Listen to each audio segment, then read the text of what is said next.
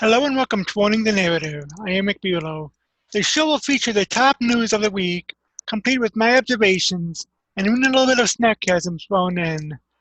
The top news stories will be taken from my morning news briefings that I write on the Rick Bulow New Media blog every weekday morning. If you go on to like what you see, smash that thumbs up button. And now, let's go right into the news.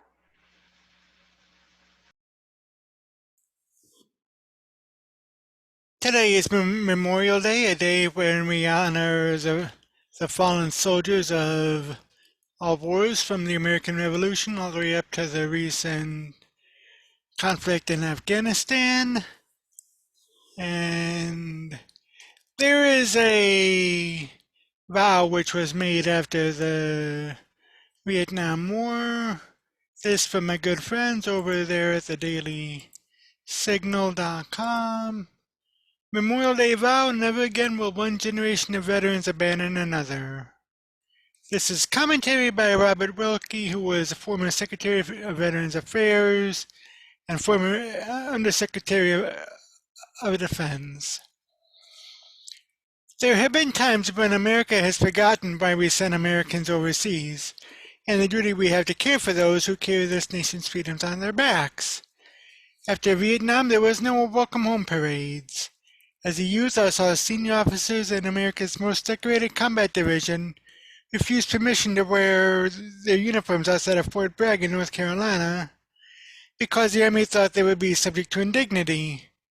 The Vietnam War created a lasting slogan: never again will one generation of veterans abandon another. That must be our charge today and always. Throughout the Civil War, President Abraham Lincoln would ride alongside ambulances full of wounded soldiers as they were taken to hospitals just north of the White House. Lincoln constantly asked, "How are things going? What are you seeing?" In those days, a weary president was constantly looking for ways to honor and respect those who carry this nation's future on their bayonets. The president knew that if we were going to have a nation at all, it would be those men who would deliver our future. In 1864, he thanked the 189th New York Infantry Regiment Volunteers. To you who render the hardest work in support of this nation should be given the greatest credit.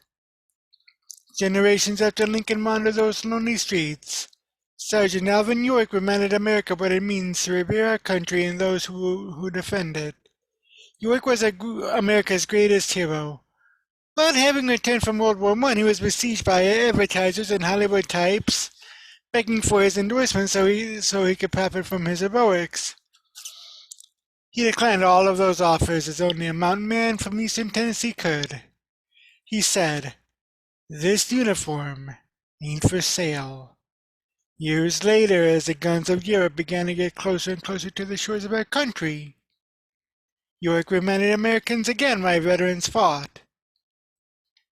He said, "Liberty and freedom and democracy are so very precious that you do not fight to win them once and then stop.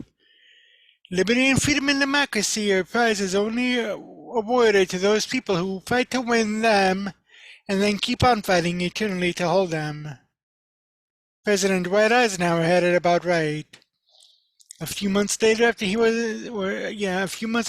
inaugurated, he gathered 40 Korean War soldiers on the presidential yacht, the Williamsburg. Some were horribly disfigured, some were missing limbs. Eisenhower walked among them and asked them to stand at attention, and those who could did. And he said, "Your country can never compensate you for what you have given to your country, but you have a charge from me. You never put your uniform away. You live to remind your fellow citizens why they sleep soundly at night." All told, more than 41 million American men and women have served during times of war, and more than 1 million have given the last full measure. And if you ask any of them why they did it, they would tell you that it was the right thing to do. Memorial Day is for them. It is for those who have served through all of the lonely outposts of the military, at home and in distant lands, who left families and loved ones, and who overcame challenges that many of us find unimaginable and made the ultimate sacrifice. We must give America's soldiers, sailors, Marines, and airmen honor, but most importantly, give them every resource available so that they are never in an even fight. That's our duty. It's not to subject them to the activists of whatever liberal clerisy happens to be in the ascendancy. The irony is that the social justice agenda ignores the basic principle of military life. Military service has been, and will always be, the great leveler in American society. The uniform brings together Americans from every corner and social stratum in the country. Americans cannot treat our warriors as pawns. These Americans are fighters, not numbers. On the evening of June 6, 1944, America's greatest airborne warrior, General Matthew Ridgway, tossed restlessly in his cot.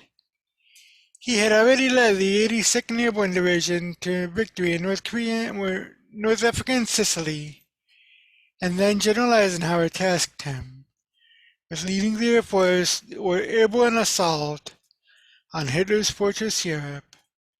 Ridgway planned the operations of the 101st Airborne Screaming Eagles, the 82nd Airborne All-Americans, and the British Devils of the British 1st Airborne Division.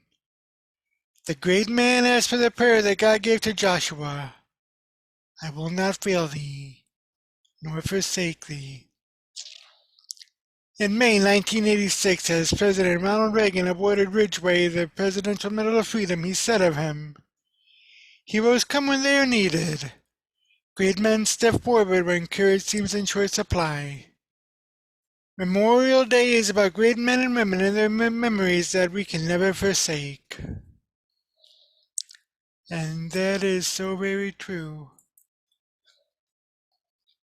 I mean, Reagan said to the effect that freedom is never more than one generation away, and that we must fight for it, honor it, and cherish it.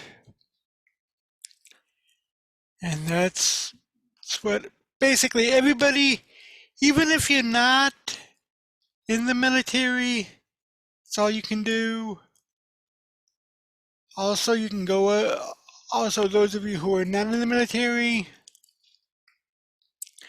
you can go up to a soldier and thank him for his part in keeping the greatest country on the earth free. There's this article from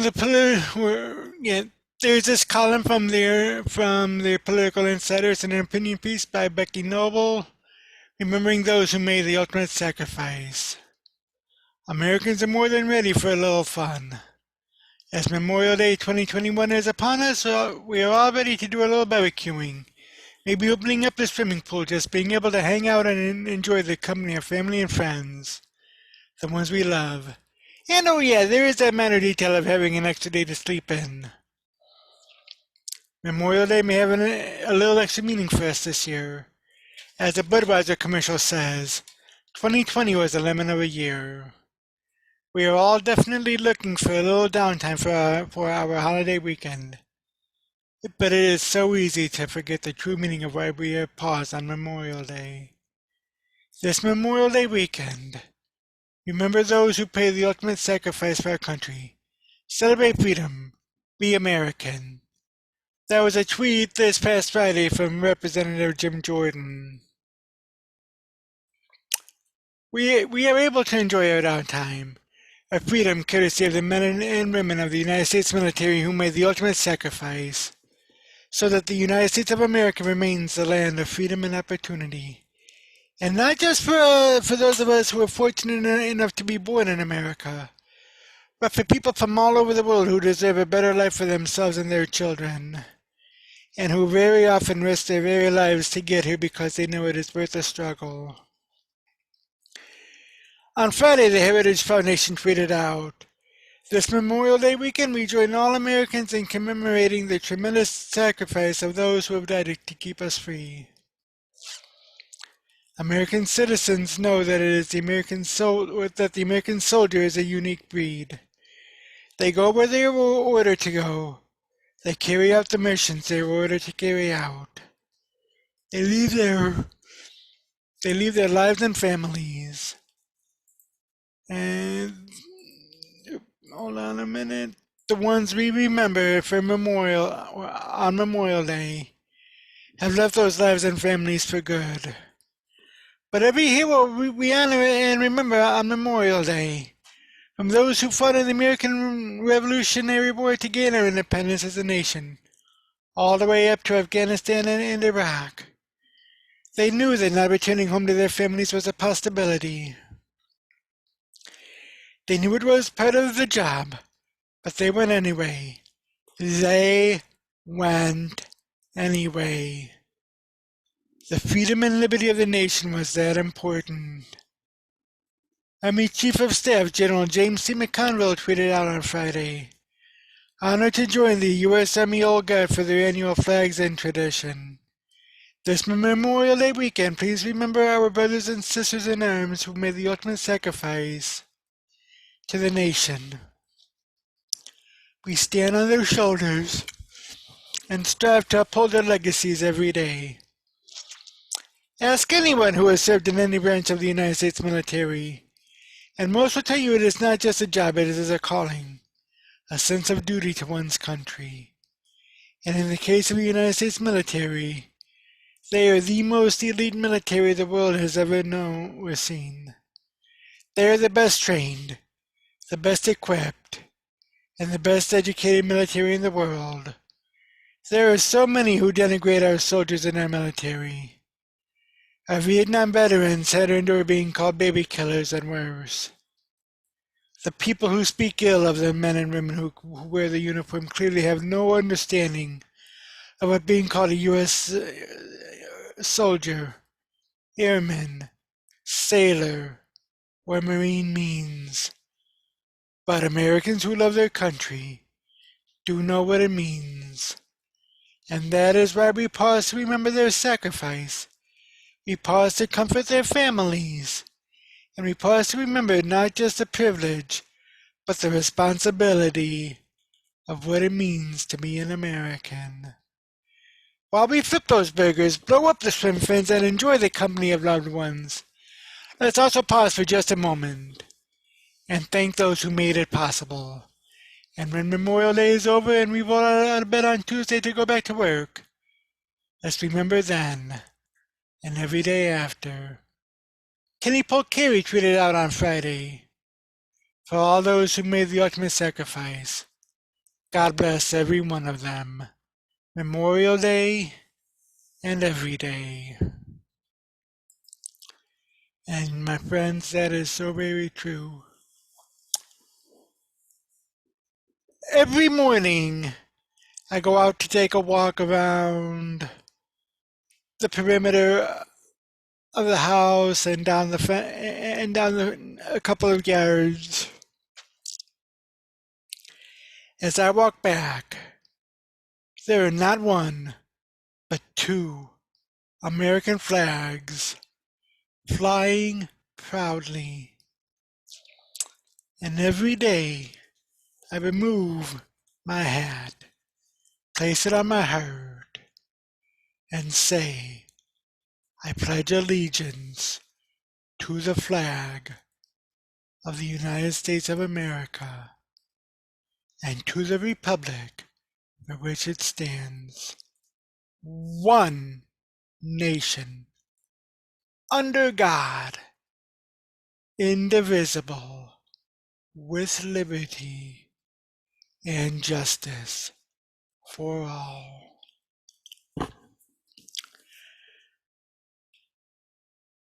I have a disability. I have what's called cerebral palsy, as most of you who watch this know.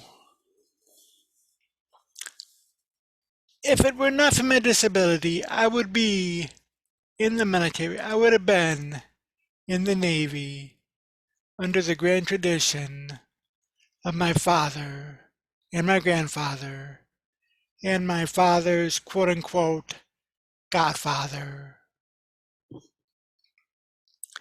My dad served in Vietnam. His dad served during World War II. My dad's godfather served during World War II. My grandfather would say that he watched the bombs falling on Nagasaki and Hiroshima from his base in Okinawa. Hadn't proven that, but,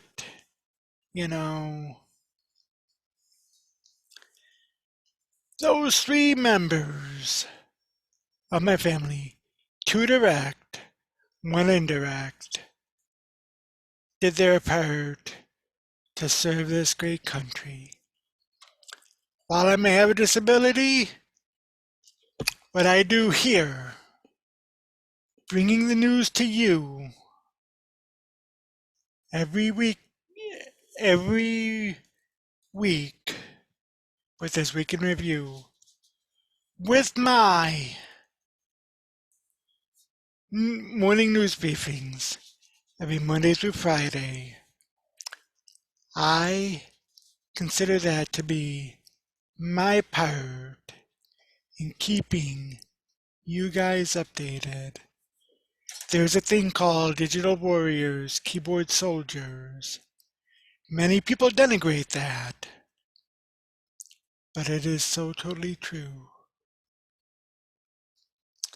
As the great Andrew Breitbart said, war. No matter what,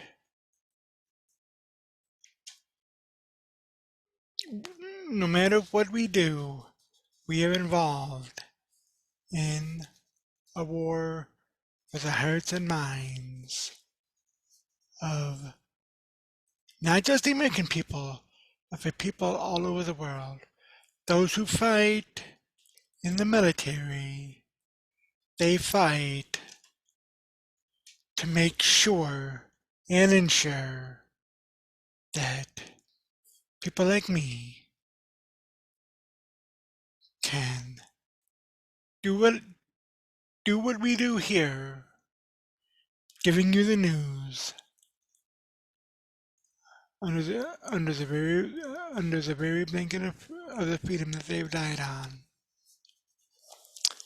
My friends, that is a part of what the American, what an article in the American Thinker had mentioned. This by James Poplar, Memorial Day 2021, a time to revisit the American's creed. Often we forget that Memorial Day is a day not just for merchandise sales or the unofficial state of summer. Rather, it is a day set aside to honor those brave men and women who fell in the performance of their military duties while serving in the United States Armed Forces. On this solemn day, there will be cemeteries all across the nation where loved ones will pay their humble respects and quiet tribute to a father, mother, sister, or brother. The loss may be fresh, or maybe only a distant but still painful memory. When I visit Arlington National Cemetery, I often see the tokens, flowers, stones, and photos of remembrance left behind by those still grieving their loss. Many Americans since the Revolutionary War have selflessly laid down their lives so that others may live. A testament that freedom truly is not free and often comes indeed at a heavy price and sacrifice. My family's service goes back to Bunker Hill, where we lost two fathers in combat. We hope they will be the last. Over the years, many of our young men and women were sent unprepared and ill-equipped into combat, by armchair politicians who have never served or seen, smelled, or tasted the horror of war. While on active duty, I would frequently visit Walter Reed Hospital and see the human toll of war. Men and women crippled and without limbs or mentally scarred for life, struggling to cope and make it to the next day. It was never a pretty sight. Many would turn away rather than face the reality of their pain and suffering. I pray that their sacrifices will never be forgotten or taken for granted. On this day, when we honor their sacrifice, it is appropriate that we revisit the words to the Americans' Creed, passed as a resolution by the U.S. House of Representatives on April 3, 1918, as America was in the midst of the war to end all wars. I believe in the United States as a government of the people, by the people, for the people, whose just powers are derived from the consent of the governed, a democracy in a republic, a sovereign nation of many sovereign states, a perfect union, one and inseparable, established upon those freedoms of freedom, equality, justice, and humanity, for which American patriots sacrifice their lives and fortunes. I therefore believe it is my duty to my country to love it, to support its Constitution, to obey its laws, to respect its flag, to defend it against all enemies.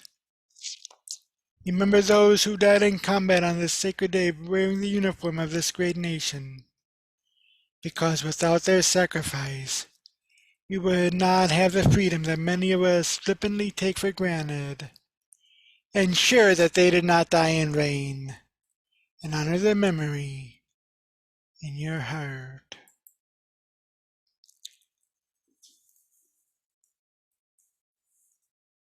A few weeks ago, I had interviewed a great American who served during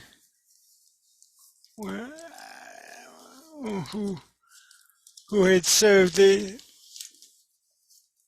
great country. He was born shortly after Japan had attacked Pearl Harbor in Hawaii, and he is Rich Rocha.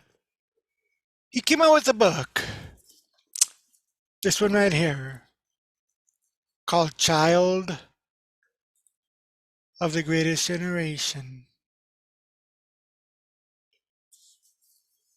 At the end of this week in review, I'm going to play the entirety of my interview with him. I highly recommend you pick up the book and read it, because he puts into words what many people just say. Let me just read one little bit here. This is just an old piece of cloth. Was once young and bright, proud of what I became. Dear Betsy, what a dream. God's hand guided her, stitch by stitch by stitch. A circle of stars. First she chose the colors. Red for hardness and valor. White for purity and innocence. Blue for vigilance, perseverance, and justice. 13, then became 50. Lives that matter gave some, but others gave all. Many will follow, and some will fall. Some stand and some do not. Guess to them just an old piece of cloth. Maybe old, torn and faded. Years of glory and abuse. God had a hand in what I am. To him I am not just an old piece of cloth. Up at sunrise, down at sunset, heat, cold, rain, snow, matters not to me. So many have I covered, tears stain my colors, given them mothers, fathers, sons, and daughters.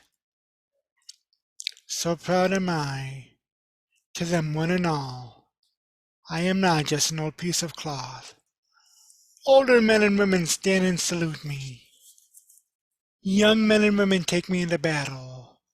Never touch the ground is their cry. Should one fall, another will pick me up. You see, to them I am not just an old piece of cloth. I am Old Glory. It's fitting for today, but it's also fitting because in about 2 weeks, we will be celebrating Flag Day. You know, the American flag has been through so much. So many people have died under it. So many people have served it. Just like Billy Ray Cyrus sang, and just like Richard had said, all gave some, but some gave all.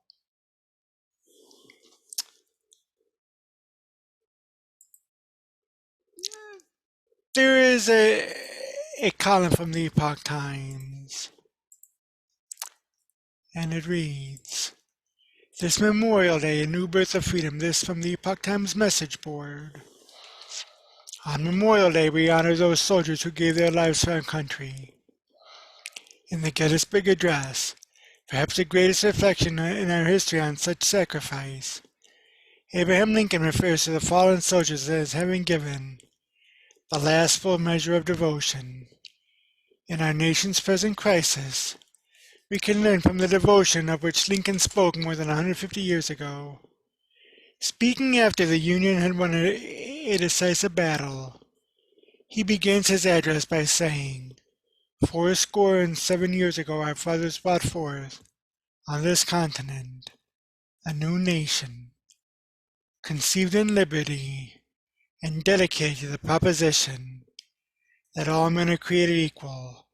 Now we are engaged in a great civil war, testing whether that nation, or any nation so conceived and so dedicated, can long endure.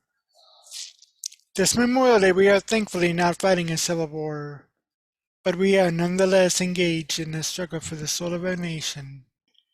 Dangerous new ideas are challenging whether we can remain a nation conceived in liberty and dedicated to the proposition that all men are created equal." Of course, the very meaning of equality is contested these days. Some seek to turn society in the direction of socialism in order to ensure we all have the exact same conditions of life. The Declaration of Independence, which Lincoln highly admired, says we are created equal. We are equal in that all possess God-given rights. These confer on us the right to pursue happiness, but don't guarantee anyone any particular outcome. Critical race theory creates division in our nation as it seeks to make us unequal. It teaches that some of us are, by virtue of skin color, racist and oppressors, while others, by virtue of skin color, are morally superior. The proponents of critical race theory often replace our traditional practices of liberty with coercion. Individuals in corporations and schools are subjected to re-education sessions, reminiscent of China's Cultural Revolution, in which they must confess their guilt.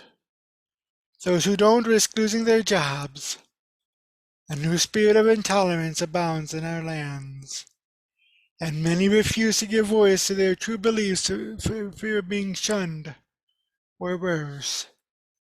Behind critical race theory lies the specter of Marxism, dressed in new clothes. It seeks to inflame the wounds our nation carries from past racism in hopes of bringing on a disease fatal to our free republic. But this Memorial Day offers us the opportunity to begin healing our distressed nation. Lincoln concludes his remarks at Gettysburg by saying, "It is for us the living, rather, to be dedicated here to the unfinished work which they so fought here have thus far so nobly advanced. It is rather for us to be here dedicated to the great task remaining before us, that from these honored dead we take increased devotion to that cause which they gave here the last full measure of devotion, that we here highly resolve that these dead shall not have died in vain, that this nation, under God, shall have a new birth in freedom, and that nation, of the people, by the people, for the people, shall not perish from the earth." This Memorial Day we need to reflect deeply on the sacrifices of those we honor. They died in devotion to the idea of America, of a free country dedicated to the proposition of equality. So let us now dedicate ourselves to a new birth of freedom. Doing so we will, with our acts, honor our fallen heroes in the most fitting manner and safeguard the meaning of their sacrifice. It goes without saying that as we work to revive the principles of equality and freedom, we do so steadfastly, but not without seeking to make enemies of those whose positions we oppose. Near the end of the bloodiest war in our nation's history, Lincoln was able to say in his second inaugural address, "With malice toward none, with charity toward all, with firmness in the right as God gives us to see the right, let us strive on to finish the work we are in to bind up the nation's wounds. The strength of our republic lies in our firmness in the right as God gives us to see the right. There are those revolutionaries who seek to use our freedom to destroy that freedom, who wish the United States ill. These we oppose with all our might. But the great majority of the advocates of critical race theory and other pernicious ideas are themselves the victims of bad education. While we are unrelenting in opposing their ideas, we treat them with clarity. We understand that as poor ideas are replaced with better ones, everyone has a healthy role to play in realizing the destiny of our nation. That, my friends, is so very true.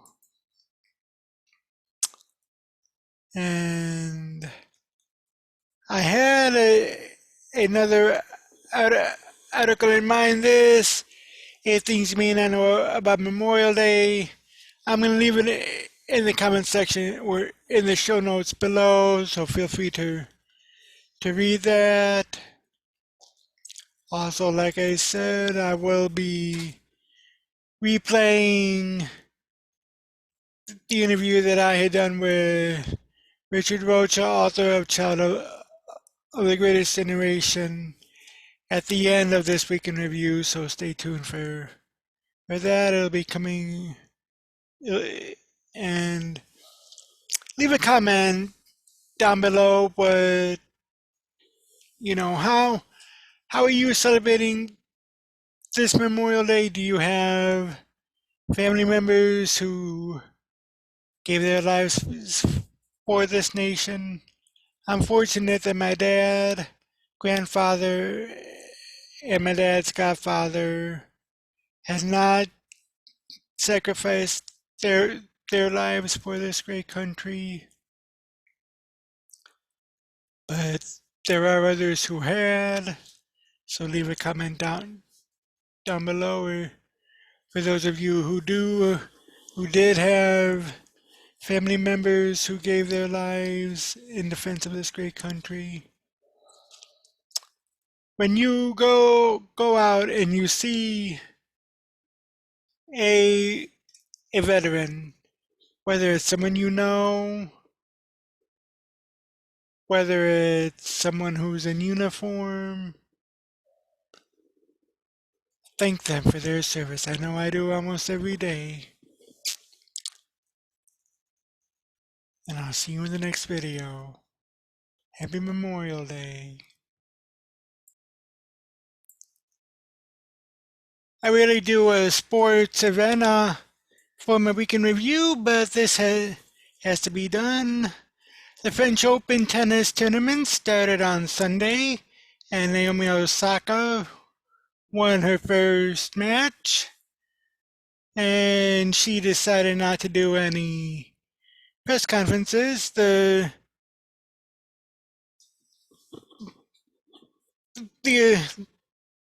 French Open officials had fined her $15,000, and she withdrew yesterday. This coming from the Associated Press, and it says, four-time slam champ Osaka out of French Open, cites anxiety.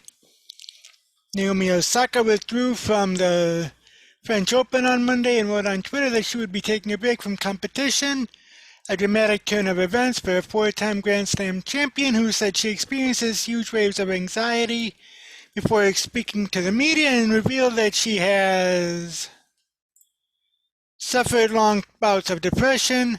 Osaka's agent, Stuart DeGuid, confirmed in an email to the Associated Press that the world's number 2 ranked tennis player was pulling out before her second-round match at the clay court tournament in Paris.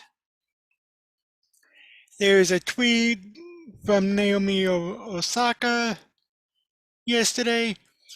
The stunning move came a day after Osaka, a 23-year-old who was born in Japan and moved with her family to the U.S. at age 3, was fined $15,000 for skipping the post-match news conference after her first-round victory at the French Open.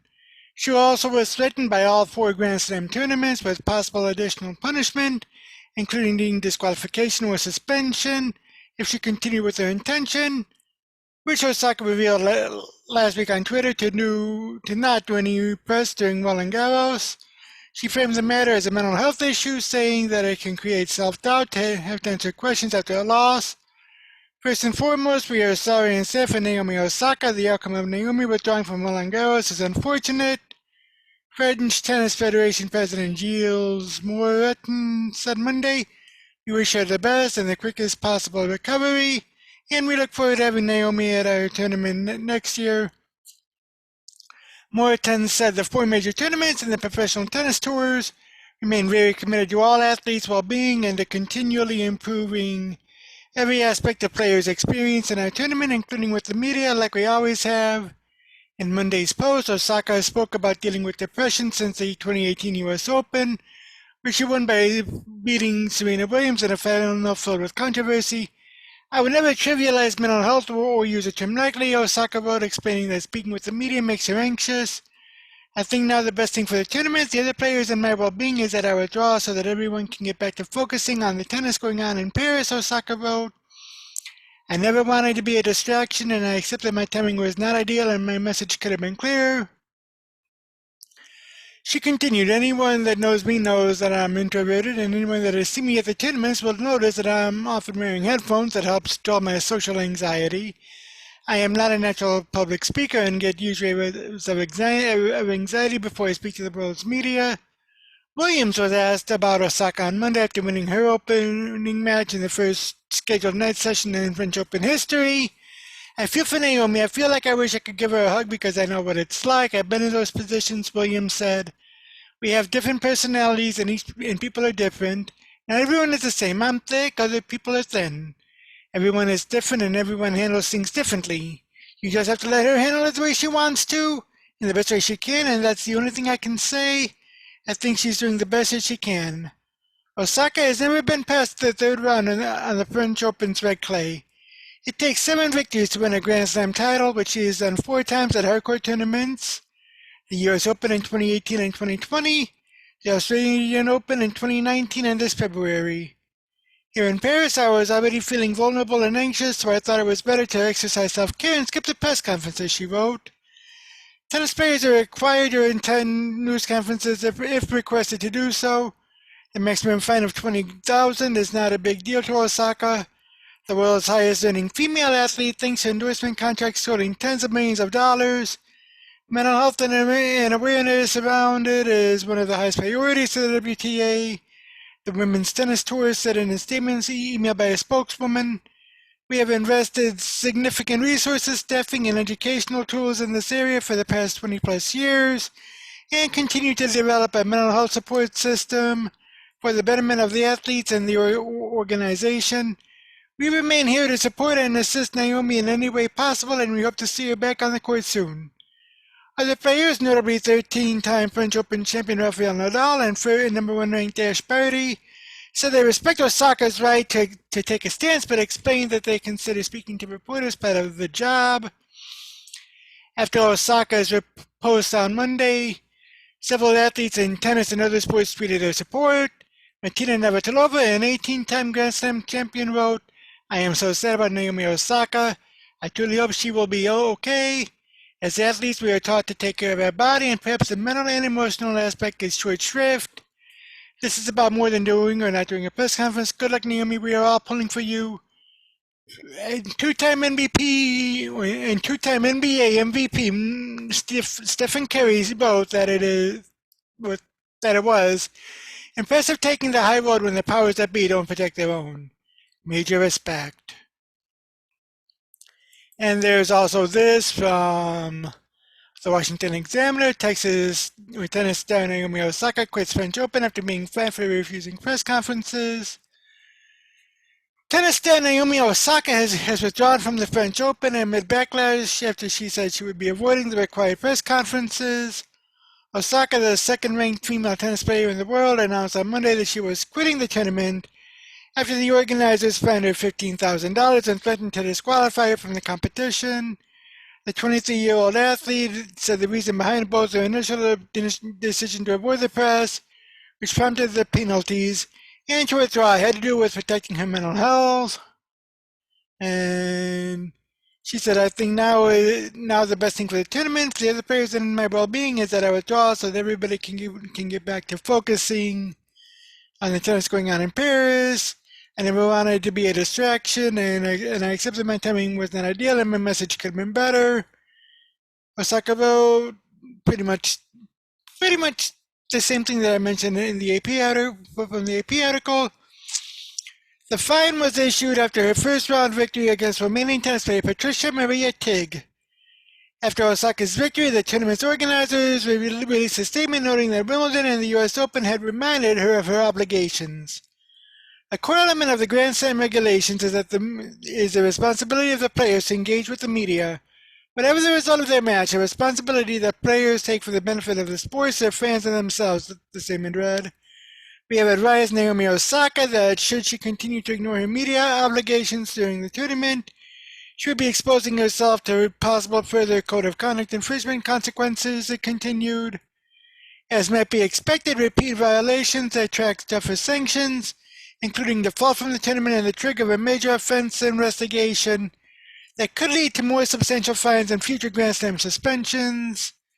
Osaka said she would not be participating in news conferences on Wednesday, likening a post-match presser to her defeat, to kicking a person while they're down. "I've often felt that people have no regard for athletes' mental health, and this rings true whenever I see a press conference or partake in one," she said. Now, I admit I am not much of a tennis fan. However, she does have the right to do that, just like the tennis organization does have a right to require her or to strongly request her to do media conferences, and the right to fine and or suspend her. I mean, do I think that that 15,000 for a first time is to be a little extreme? Probably. I think maybe 5,000 and then double that. Like 5,000 first round, then double that every other round, because as the article said, it does take 7 rounds to win a major open, so just start with 5,000 and then work their way up.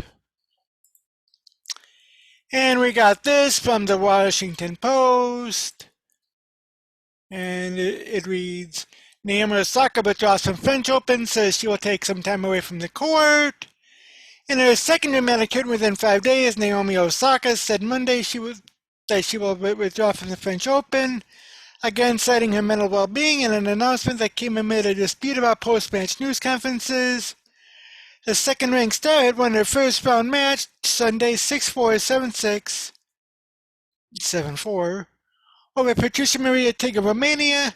I think now the best thing for the tournament, the other players, and my well-being is that I withdraw so that everyone can go back to focusing on the tennis going on in Paris, Osaka said in a statement on social media. First and foremost, we are sorry and sad for Naomi Osaka. Gilles Moreton, president of the French Tennis Federation, said in a statement, the outcome of Naomi withdrawing from Roland Garros is unfortunate. We wish her the best and quickest possible recovery, and we look forward to having Naomi at our tournament next year. The French Open and its clay surface have always been a hurdle for Osaka, who has never been alone in that dynamic. In 4 appearances at Roland Garros, she has reached the third round 3 times in the first round once. That's in dramatic contrast to the 2 hardcourt Grand Slam tournaments. She won 2 each of the U.S. Open and French Open while still only 23. In the run-up to this French Open, she had fielded news conference questions about her past difficulties, as well as doubts expressed by a family member, according to an online post from her sister Mari, a retired tour player. All of it in Naomi Osaka announced last week that she will forego news conferences in Paris because of mental health, as she termed it. When she went through with that after her first round match, she was fined $15,000, with further penalty looming as she advanced. Okay, so maybe 15, then 30, then 45, then 60, 75, 90, and 115, possibly. This comes out from a player who has often spoken of trying to temper her unrealistic expectations for herself. After she won the U.S. Open at 20 and the 2019 Australian Open at 21, she began to dip to results that might seem lofty for others, but not for herself. She started in the third round of the 2019 French, the first round of the 2019 Wimbledon, the fourth round of the 2019 U.S. Open, and the third round of the 2020 Australian Open. Then came the pandemic, during which she won the 2020 U.S. Open and the 2021 Australian Open, while not traveling to the 2020 French Open, which was delayed to the fall after an injury. Her wins in New York and Melbourne deepen a statistic most unusual. In 19 career Grand Slams, she has won the tournament or lost by the 4th round, meaning she is 12-0 lifetime in quarterfinals, semifinals, and finals.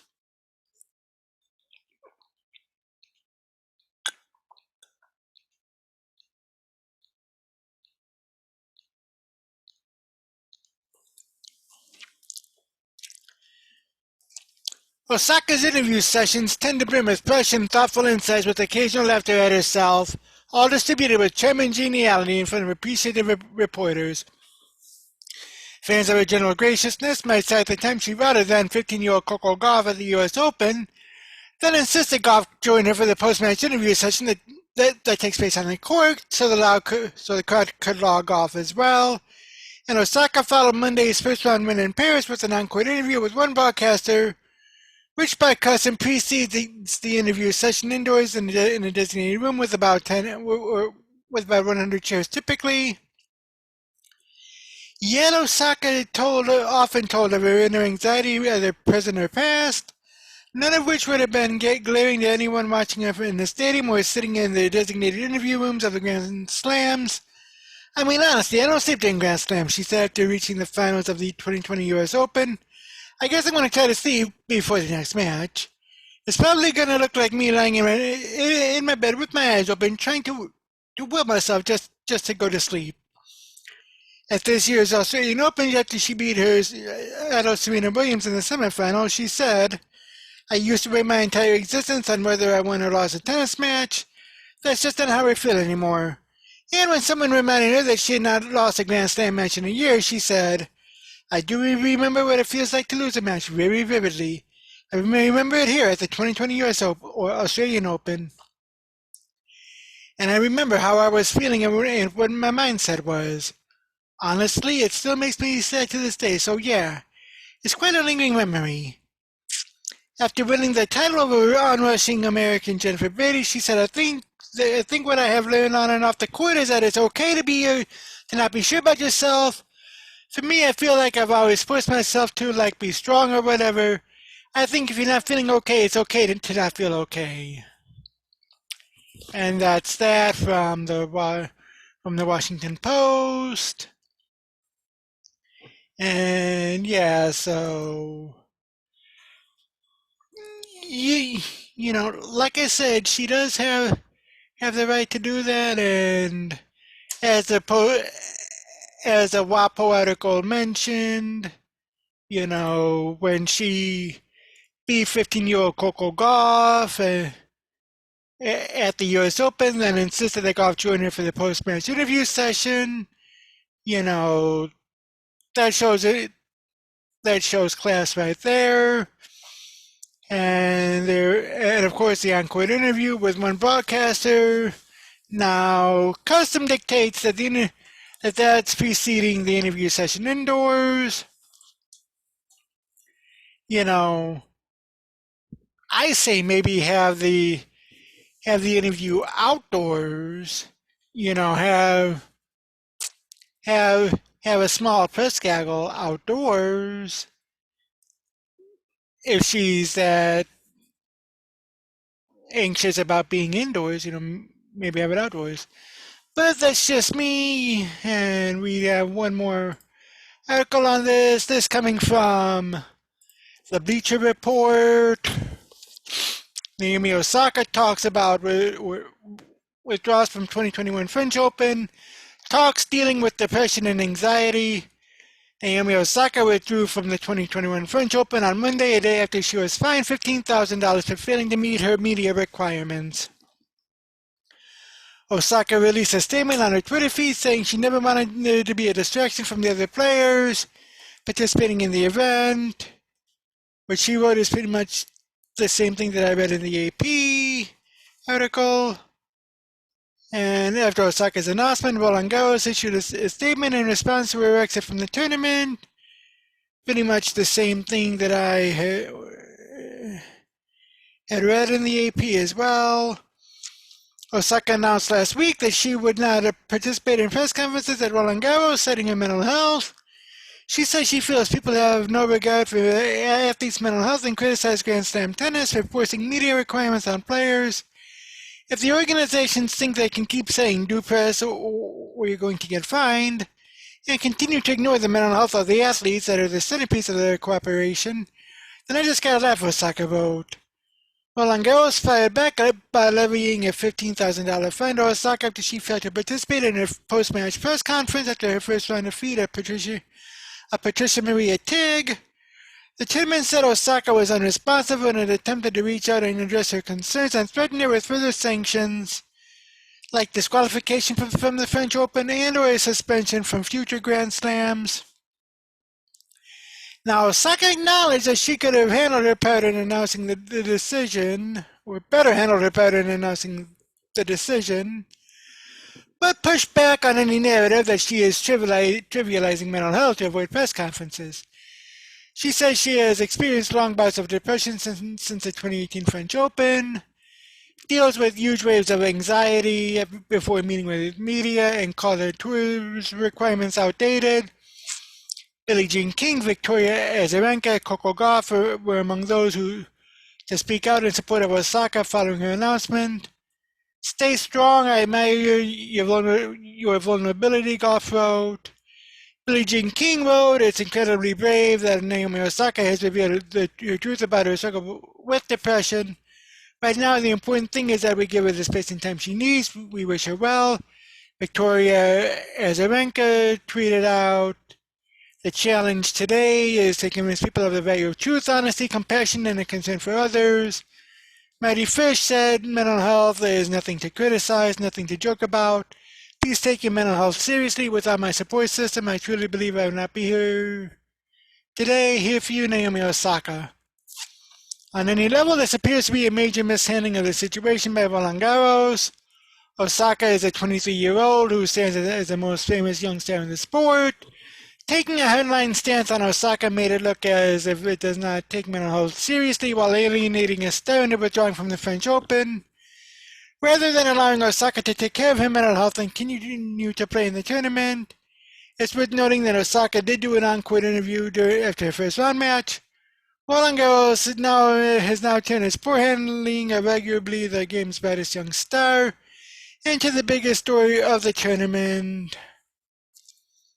And yeah, so it's a little tough as far as that goes, but let me know in the comments section below what you think about this situation. Are you a tennis fan? If so, what do you think? Do you support Roland Garros' decision? If you're not a tennis fan, I mentioned a couple of other athletes. What do you think about their support of her? Let me know down in the comment section below, and I'll see you in the next video. In last week's video, I mentioned about how the COVID-19 virus is man-made and how people are saying that it did indeed come from the Wuhan Institute of Virology. Well, there's a lot more to it. Got this article from theamerican-thinker.com, which says that Fauci will be gone in 90 days. A lot has happened in the last 2 weeks that may result in the retirement of Dr. Anthony Fauci. The face of the government's COVID-19 response may have finally met his Waterloo. The way things are going, a forced retirement at age 80 may be the best outcome that Dr. Doom can expect. It turns out that all roads to COVID-19, even more than we expected, lead back to Fauci. Finally, after a year of stonewalling and obfuscation, the news about Fauci's apparent role in directing U.S. government funding to the notorious Wuhan Virology Lab and the identification of that facility as the source of the worldwide COVID-19 pandemic has gone incredibly mainstream. Previously, reporting and analysis on these issues had been the province of political outliers like Stephen K. Bannon and guests on his 6-day-a-week War Room Pandemic internet program, which is now gaining renewed attention. As I reported here in Dr. Fauci Funding Unmasked on May 17, the cat was coming out of the bag and inevitably the truth will come out, but I could not have imagined how quickly the tide against Fauci would turn. The new bottom line was articulated by Dr. Peter Navarro, who was a top assistant to President Trump during POTUS 45's entire 4 years in the White House. Since last fall, Navarro has been indefatigable in his probing of last November's election fraud and the equally monstrous frauds, cover-ups, and psyops surrounding the COVID-19 pandemic. Last week, speaking on an episode of Bannon's War Room Pandemic, where he is a frequent guest, Navarro said out loud, Fauci will be gone in 90 days.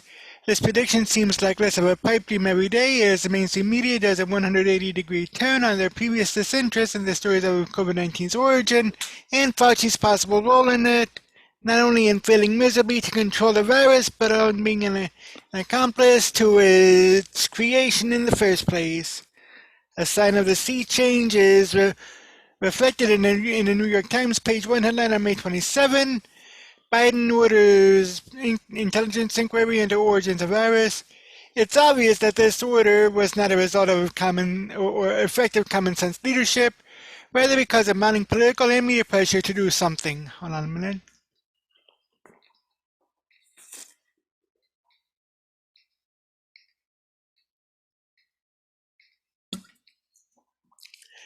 The same day, May 27, the Times sent an email to tens of millions of people on its list. Titled, "The lab leak theory is everywhere, we have an explainer." Now, 2 days earlier, the Washington Post published a lengthy article entitled, "Timeline How the Wuhan lab leak theory suddenly became credible."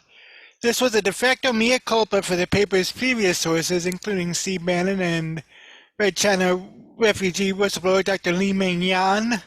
It did take note of a scientific paper posted on February 6, 2020 by Bulow Chow, a molecular biomechanics engineer or researcher at South China University of Technology. The title of Chow's paper was The Possible Origins of 2019 nCoV Coronavirus. It states that the killer coronavirus probably originated from a laboratory in Wuhan, leading the charge to bring these developments to the mainstream. Building on the reporting and analysis of many others during the past year had been Fox News. Last week, for example, Fox featured a variety of reports about the Wuhan Virology Lab being the source of COVID-19 on multiple programs, not only opinion shows, but hard news show programs. For a number of days, continuing to the present time, it seemed like every Fox News program was featuring reports on these subjects, often as lead stories.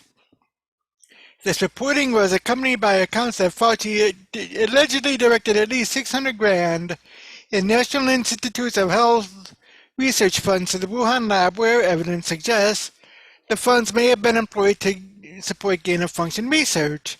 Gain-of-function is a label put on the controversial work that some scientists do to enhance and weaponize natural animal viruses, making them deadly to humans. During the period between 2014 and 2017, when Fauci allegedly engineered this funding through a third party, gain-of-function research was banned in the United States by order of the Obama administration. The day before the reports that the Biden administration had started an investigation into COVID-19 source, it was reported by CNN of all places that the same administration that had shut down an investigation started by the State Department in the closing days of the Trump administration to determine the source of COVID-19. President Joe Biden's team shut down a closely held State Department effort launched later in the Trump administration to prove the coronavirus originated in a Chinese lab over concerns about the quality of its work, according to 3 sources familiar with the decision. The existence of the State Department inquiry and its termination this spring by the Biden administration, neither of which has been previously reported, comes to light amid renewed interest in whether the virus could have leaked out of a Wuhan lab with links to the Chinese military. The Biden administration is also facing scrutiny of its own efforts to determine if the Chinese government was responsible for the virus. Those involved in the previously undisclosed inquiry, which was launched last fall by allies of then Secretary of State Mike Pompeo, say that it was an honest effort to probe what many initially dismissed, that China's biological weapons program could have had a greater role in the pandemic's origin in Wuhan, according to 2 additional sources. Indeed, on May 27 and May 28, David Asher, the former lead investigator in the federal government's COVID-19 origins probe that was started under President Trump, but shut down by the Biden administration, was interviewed by Fox News. Asher defended the research, and according to Fox News, former State Department official David Asher said Friday the coronavirus was optimized for transmission between humans in a way no backbone coronavirus had ever been, leading him to believe that an animal-based origin of the disease was almost impossible. And in March, former Centers for Disease Control and Prevention Director during the Trump administration, Robert Redfield, said that he believed the virus most likely escaped from a lab. All of this circles back to Dr. Anthony Fauci. It has recently been reported and confirmed that the NIAID, which he leads, the National Institute of Allergy and Infectious Diseases, has granted at least $600,000 and maybe several million dollars, according to Senator Rand Paul, to the Chinese Communist science at the Wuhan lab for virus research. The first question is, why is our National Institutes of Health doing this? It looks even worse thanks to reports that starting in 2014, Fauci used his position to circumvent the prohibition of gain-of-function research by funneling NIH funds to communist Chinese researchers at the Wuhan lab via a third party. This is the stuff of a Tom Clancy spy novel, but it's happening right here, right now. By the way, a lot of other research funded by the NIH, and Fauci's NIAID in particular, is extremely questionable. Last month, for example, David Daleiden, the founder of the pro-life activist group Center for Medical Progress, said on Fox News that Fauci should testify before Congress about the nearly $500,000 grant his agency awarded to the University of Pittsburgh to conduct research using aborted baby scalps grafted onto lab rats. The Christian Post quoted Daleiden, "At the University of Pittsburgh, they were doing a study where they were taking the scalps of 5-month-old aborted babies, and they were grafting them onto lab rats and lab mice to see how much longer they could keep them growing for. You can actually see the photographs in the published study of little baby scalps grafted onto the backs of the lab rats growing little baby hairs. The study was funded by multiple grants from the NIAID office, which is run by Dr. Anthony Fauci. Fauci, Daleiden contended, owns every bit of this study." And it goes on from there. I have a link to it in the show notes below if you want to take a peek at it. But yeah, I mean, it's interesting, and also it's interesting to note that Senator Rand Paul had been on this from the word go. And there's this from Populist Press, and it reads, "Huge. Fauci busted in his own emails. Truth is out." As early as 28, and this is by Populist Press. As early as 2018, U.S. State Department officials warned about safety risks at the Wuhan Institute of Virology lab on scientists conducting risky tests with the bat coronavirus. U.S. officials made several trips to the Wuhan laboratory. Despite the warnings, the U.S. National Institute of Health, NIH, under Dr. Anthony Fauci, awarded a $3.7 million grant to the Wuhan lab studying the bat virus. Now, this was after the State Department warned about the risky tests going on in the lab. The deadly China coronavirus that started in China sometime in late 2019 has now circled the globe. Evidence suggests that the coronavirus didn't come naturally. We still don't know whether the deadly virus was leaked intentionally or if it was by accident.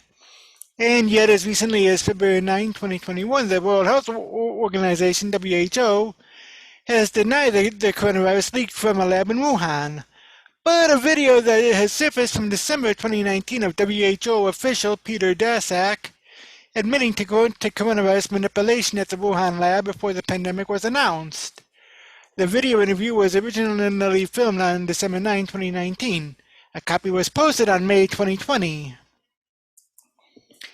As Dr. Lawrence Sullen reported at the Gateway Pundit back in July 2020, Dr. Peter Daszak, president of the EcoHealth Alliance and a longtime collaborator with the Wuhan Institute of Virology, presumably was referring to the rat-baric Zhengli Shi experiments, saying you can manipulate them in the lab pretty easily, inserting a spike protein into a backbone of another virus.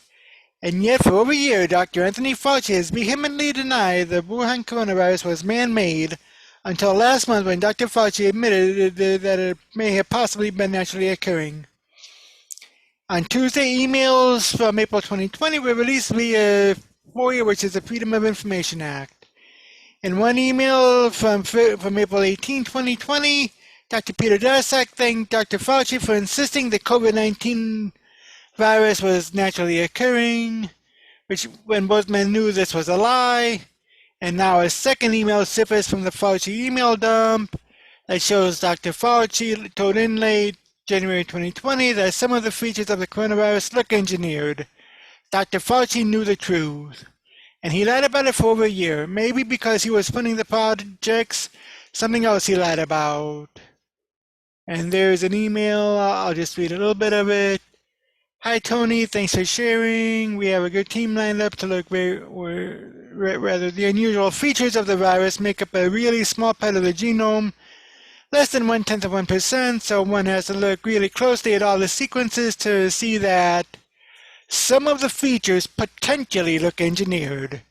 We have a good team lined up to look very critically at this, so we should know much more about it at the end of the weekend.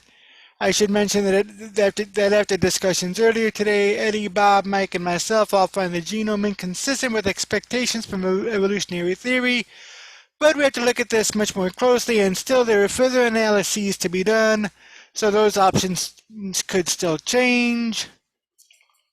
Now, this is very important. President Trump had mentioned this back in early 2020 when he was being impeached, and the Democrats were looking at his impeachment, as if that was the big thing, but as usual, and actually this is politicians on both sides, both Democrat and Republican. What they do is when they see something big, they're like, oh no, this is just too big. Look here, but don't look here. So, but yeah, I'll have a list of the emails linked down below. It's on Document Cloud. Actually, I think it could be in a couple of articles. I'll have a lot more to say on this and more as well. But there's this from BizPack Review. Fauci's emails outed in FOIA requests. Researchers with close ties to Wuhan lab personally thanked him for dispelling lab leak myths. EcoHealth Alliance President Dr. Peter Daszak personally thanked Dr. Anthony Fauci in April 2020 for throwing water on the COVID-19 lab leak theory during a White House press briefing. The email was part of a 3,200-page batch of Fauci emails obtained by BuzzFeed News through a Freedom of Information Act lawsuit. A large portion of Daszak's emails to Fauci was redacted with a FOIA exemption, indicating the text could reasonably be expected to interfere with law enforcement proceedings. The leader of a nonprofit group with close ties to the Wuhan Institute of Virology personally thanked Dr. Anthony Fauci in April 2020 for publicly rejecting the notion that the lab could be connected to the release of COVID-19. EcoHealth Alliance President Dr. Peter Daszak's April 18, 2020 email to Fauci was part of a 3,200-page batch of Fauci's emails obtained by BuzzFeed News on Tuesday through a Freedom of Information Act lawsuit. A large portion of Daszak's emails to Fauci was redacted with a FOIA exemption, indicating that the text could reasonably be expected to interfere with law enforcement proceedings. Daszak personally thanked Fauci for the email in the email for the bravery he exhibited during a White House press briefing the day prior, when he said the novel coronavirus exhibits features that are totally consistent with an animal to human origin and that don't point to lab manipulation. Fauci's comments were framed at the time by media outlets such as Business Insider as a rejection of the lab leak conspiracy theory. I wanted to say a personal thank you on behalf of our staff and collaborators for publicly standing up and stating that the scientific evidence supports a natural origin for COVID-19 from a bat to human spillover, not a lab release from the Wuhan Institute of Virology, Daszak wrote to Fauci. From my perspective, your comments are brave and coming from your trusted voice will help dispel the myths being spun around the virus's origins, Daszak added. The email was first highlighted by reporter Sarah Westwood. She tweeted out, Peter Daszak, who is deeply involved both in Wuhan coronavirus research and in misleading the public about the likelihood of a lab leak, thanked Fauci for helping dispel the myths around COVID origins, and blamed Fox News for targeting his grant. From the Jason Leopold FOIA batch, Fauci responded to Daszak the following day, thanking him for his message of encouragement, the email shows. Fauci altered his position on the lab leak theory in May, telling PolitiFact's Katie Sanders that he was not convinced that COVID-19 developed naturally. EcoHealth Alliance did not immediately return a request for comment. EcoHealth Alliance, under Daszak's leadership, funneled $600,000 in taxpayer dollars to the Wuhan Institute of Virology prior to the pandemic to conduct risky experiments on bat-based coronaviruses. The Daily Caller News Foundation previously reported. Experts say the National Institutes of Allergies and Infectious Diseases, NIAID, research grant with EcoHealth, which involved payments to the Wuhan lab, described gain-of-function research. However, NIAID, which is led by Fauci, declined to flag the grant for independent review by the Department of Health and Human Services Oversight Board that was formed in late 2017 to critically evaluate gain-of-function research grants. DSAC played a key role at the onset of the pandemic in suppressing debate about the possibility that the Wuhan Institute of Virology could be connected to the COVID-19 outbreak. DSAC orchestrated a statement published in the Lancet Medical Journal in February 2020 prior to any serious research on the origins of COVID-19, condemning conspiracy theories that suggest the virus doesn't have a natural origin. DSAC later admitted through a spokesman that he originated the statement to protect Chinese scientists from online criticism. DSAC was also the only U.S. citizen allowed to participate in the World Health Organization's investigation into the origins of COVID-19 in China in January and February. The WHO didn't even ask to see deleted Wuhan Institute of Virology databases containing information on at least 16,000 virus samples that it had studied prior to the pandemic, because DSAC said he personally vouched for the lab. DSAC then said U.S. intelligence on the Wuhan Institute of Virology shouldn't be trusted after he and his WHO colleagues concluded that it was highly unlikely the COVID-19 leaked from the lab. Numerous media outlets have published stories within the past 2 weeks confirming the legitimacy of the COVID-19 lab leak theory after denigrating the hypothesis as a baseless conspiracy in the first year of the pandemic. That right there, folks, is something that had been mentioned on many shows on the internet, and also in various other media outlets. This is something that the media did not want you to understand at the time, but now things are coming around, and as Jennifer Oliver O'Connell over at Red State writes, I do not come to praise Fauci but to bury him.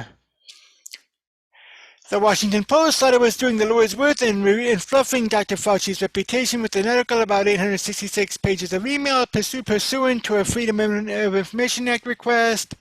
The emails purportedly give a window into Fauci's world in the thick of the 2020 global pandemic and how he handled things under the pressure of that bad orange man. You see, for the American public, the bloom is off the rose. Oh, you will always have your cult of Fauci and people who believe that had it not been for Fauci, the entire nation would have been dead. From the mounting evidence proving otherwise, it's a miracle that more people are not dead. WAPO begins its glowing tone thusly. The previously unreported exchange among 866 pages of Fauci's emails, obtained by the Washington Post as part of the Freedom of Information Act request. The correspondence from March and April 2020 opens a window into Fauci's world during some of the most panic days of the crisis, when the longtime director of the National Institute of Allergy and Infectious Diseases was struggling to bring coherence to the Trump administration's chaotic response to the virus, and President Trump was seeking to minimize its severity. Fauci brings coherence to Trump's chaotic response. Hardly, but WAPO works really hard at polishing turds. Fauci's actions during that period and beyond remain an intense focus for many Americans and political leaders. Now serving as 7th President, Fauci, 80 years old, is helping to craft President Biden's pandemic strategy, and many Republicans accuse him of playing a key role in Trump's loss in the November election. They never name these many Republicans, but such is the ethos of the first rap of record. Democracy died in darkness several times over with a sponge. I was getting every single kind of question, mostly people who were a little bit confused about the mixed messages that were coming out of the White House and wanted to know what the real scoop, Fauci said in a recent interview. I have a reputation that I won't respond to people when they ask for help, even if it takes a long time and it's very time-consuming, but I do respond. The king of mixed messaging is blaming what was coming from the White House? Seriously? As my colleague Bonchi wrote back in April, Fauci has profoundly hurt this country, and his advice regarding the coronavirus has been nothing short of disastrous.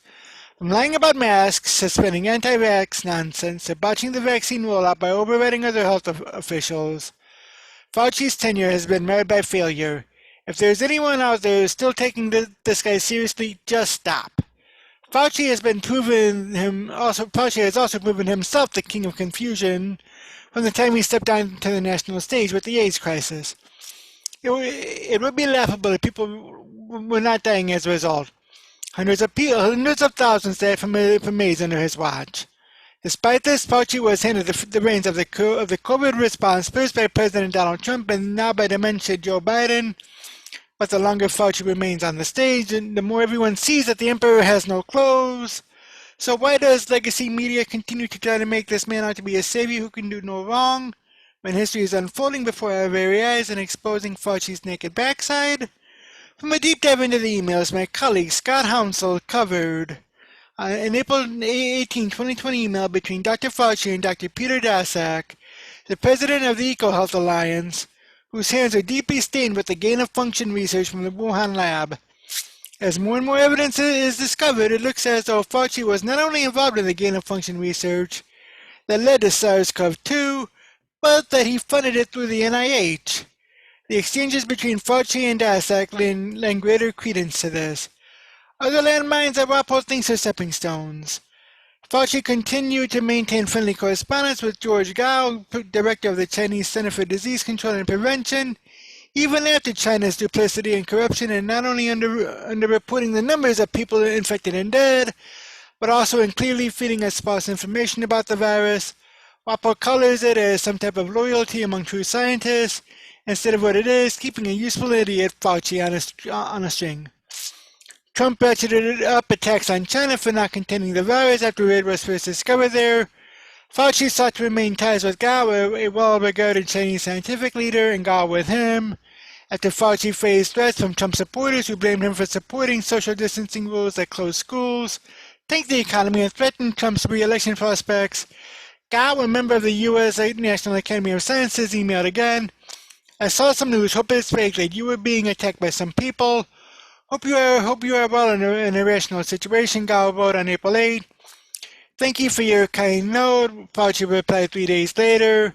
All is well despite some crazy people in this world.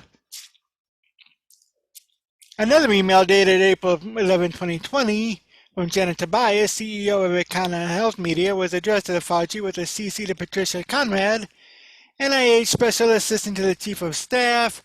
This email lets the cat out of the bag that Fauci allowed himself to be filmed in the midst of the pandemic response because Robert Iger, executive chairman of the Walt Disney Company's and Nat Geo, wanted to maintain momentum on an already established documentary on Fauci's life and work.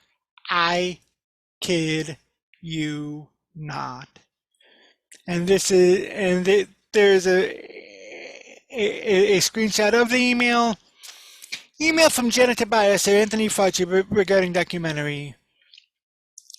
I think we have landed in the right place for the film about your life. Nat Geo, Disney, and Bob Iger himself also all understand the need for discretion now, but are wildly supportive about releasing a film that would celebrate the importance of your life, science, and public health. Excuse me? April 2020? That was less than a month after the nationwide lockdowns. The world, not to mention the American people, had more questions than answers. CNN was doing its set counter and gloom and doom coverage. People were still trapped on cruise ships, and governors like Harry Newsom, Cruella Whitmer, and Handsy Nipples Cuomo were infecting Grandma and Grandpa and acting like the dictators they are. Dr. Fauci actually praised Governor Cuomo's pandemic response, possibly while Nipples was polishing the final draft to his $5 million memoir. And what was Fauci doing? Collaborating on the film of his life's legacy? Give me a fracking break. I'm one of the best home, product distribution, and strongest team for your film. You have entrusted me with your story, so I want to do right by it.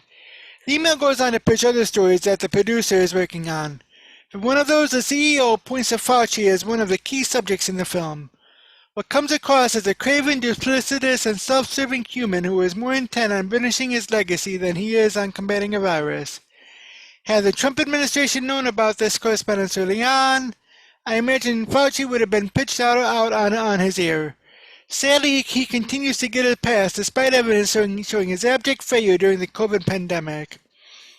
Walpole gives a very brief spotlight to this email and places it in a casual light, burying the lengthy missive among the other 865 This is journalistic malpractice at its worst.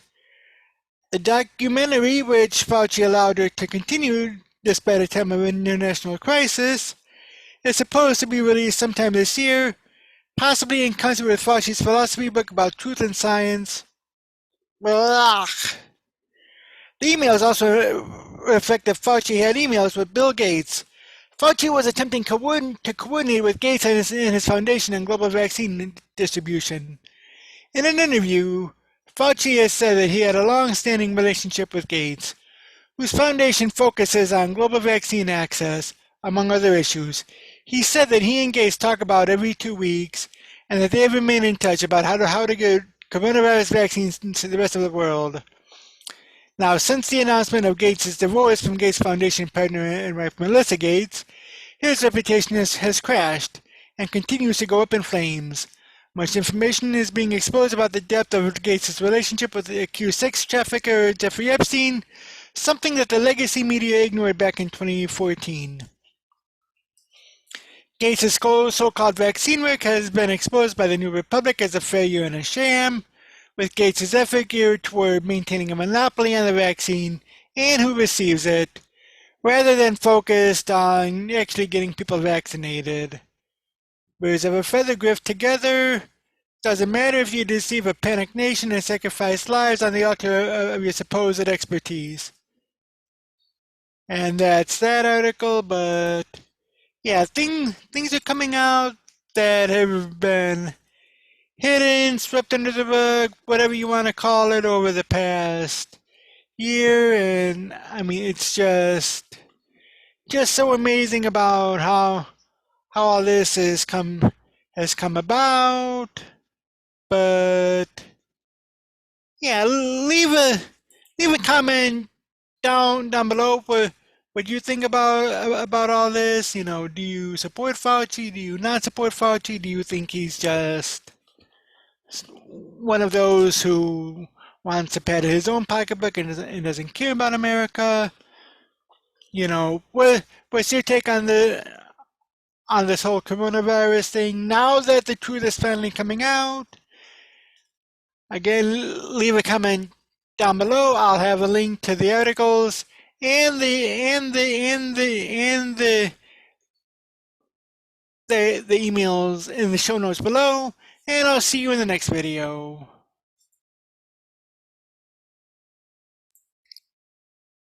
As I mentioned yesterday, BuzzFeed and the Washington Post had issued a Freedom of Information Act request and got emails from Dr. Anthony Fauci of the National Institutes of Health.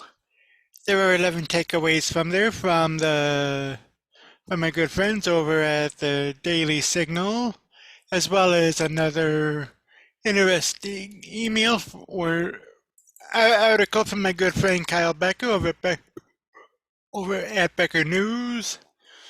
I'll link the emails in the show notes below, so you can check them out as well if you like.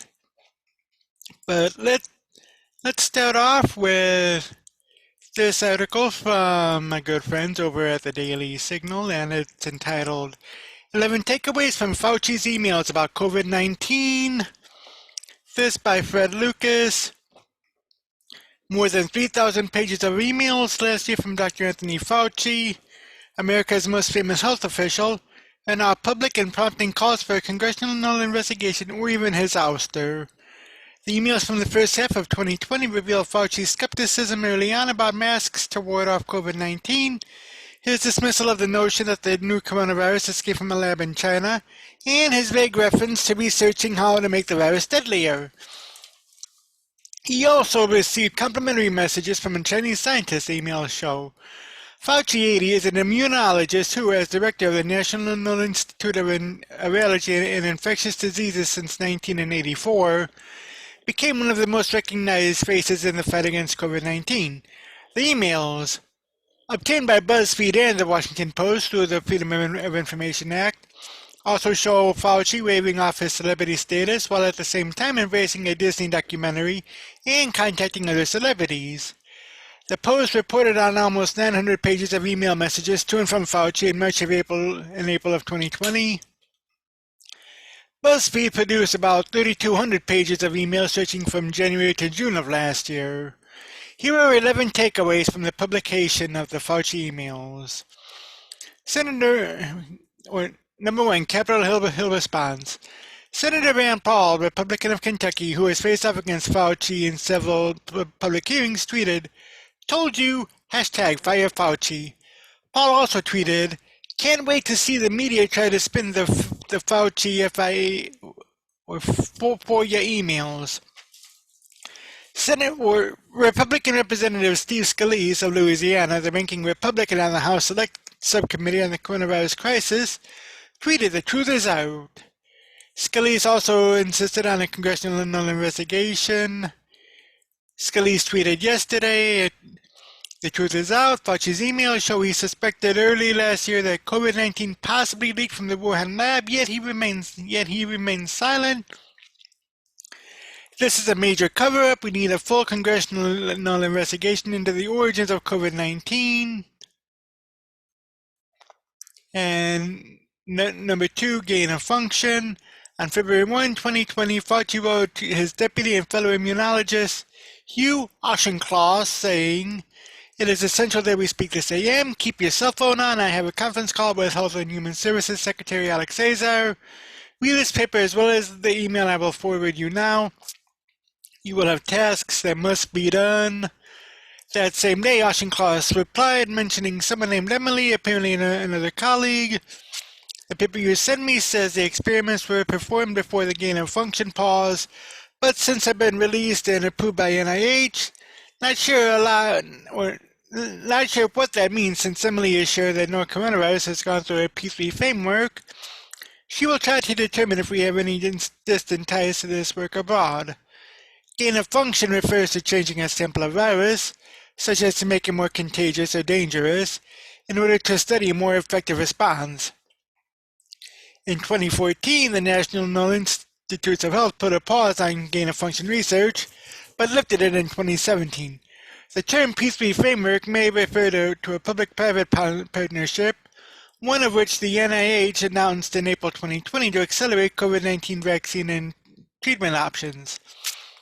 Fauci has told a Senate panel that the United States did not fund any such research at the Wuhan Institute of Virology, which some knowledgeable observers argue is a likely source of the new coronavirus. Number 3, and this is the most controversial, at least in my mind, masks for infected people. Fauci appeared not to be alarmed by the new coronavirus in the early stages, dismissing a need for masks and not expecting many casualties, and saying that domestic flights are safe. In a February 5th email to former HHS Secretary Sylvia Burwell, Fauci wrote that masks are for those who were infected. Masks are really for infected people to prevent them from spreading the infection to people who are not infected, rather than protecting uninfected people from acquiring the infection, Fauci wrote Burwell. The typical mask you buy in the drugstore is not really effective in keeping out the virus, which is small enough to pass through the material. A private citizen emailed Fauci on February 28, asking first whether Vice President Mike Pence had ordered him not to inform the public about COVID-19 without approval. The writer then asked, "I'm planning to fly domestically tomorrow," redacted. "Is it safe?" Fauci replied, "I actually have not been muzzled at all by the Vice President, and, by the way, it is safe to fly domestically," redacted. As of this month, about 592,000 U.S. deaths have been tied to COVID-19, out of almost 34 million reported cases, according to the Centers for Disease Control and Prevention. A day after the first U.S. reported death, an ABC News correspondent emailed Fauci to ask whether he agreed with the source in the Department of Homeland Security that as many as 500,000 deaths could result from the virus and 98 million could be infected. Fauci replied, "That seems exceptionally high." Number 4, China misled the world. Eric A. Nelson, who has a doctorate in applied physics, emailed Fauci in March 2020 that he had been modeling COVID-19 since the previous January. "The data posted by China is not only garbage, it has misled the world into a false sense of security," Nelson wrote. He said COVID-19 could become a tsunami in the USA, adding, "I believe we missed a containment boat quite a while ago. Nilsson wrote Fauci that he had learned 5 million people left Wuhan on January 22nd before China locked down the city and scattered to more than 13,000 other places. I'm confident that China stopped counting dead COVID-19 infected bodies since January 7, 2020, he wrote.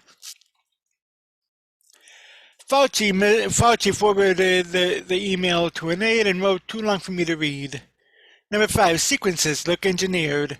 Christian G. Anderson, a professor and researcher at Scripps Research's Department of Immunology and Microbiology, sent an email to Fauci on January 31st, 2020 about the virus, saying that one has to look really closely at all the sequences to see that some of the features potentially look engineered. Anderson added that he and his colleagues all find the genome inconsistent with expectations from evolutionary theory, but we have to look at this much more closely, and there are still further analyses to be done, so those opinions could still change, he continued.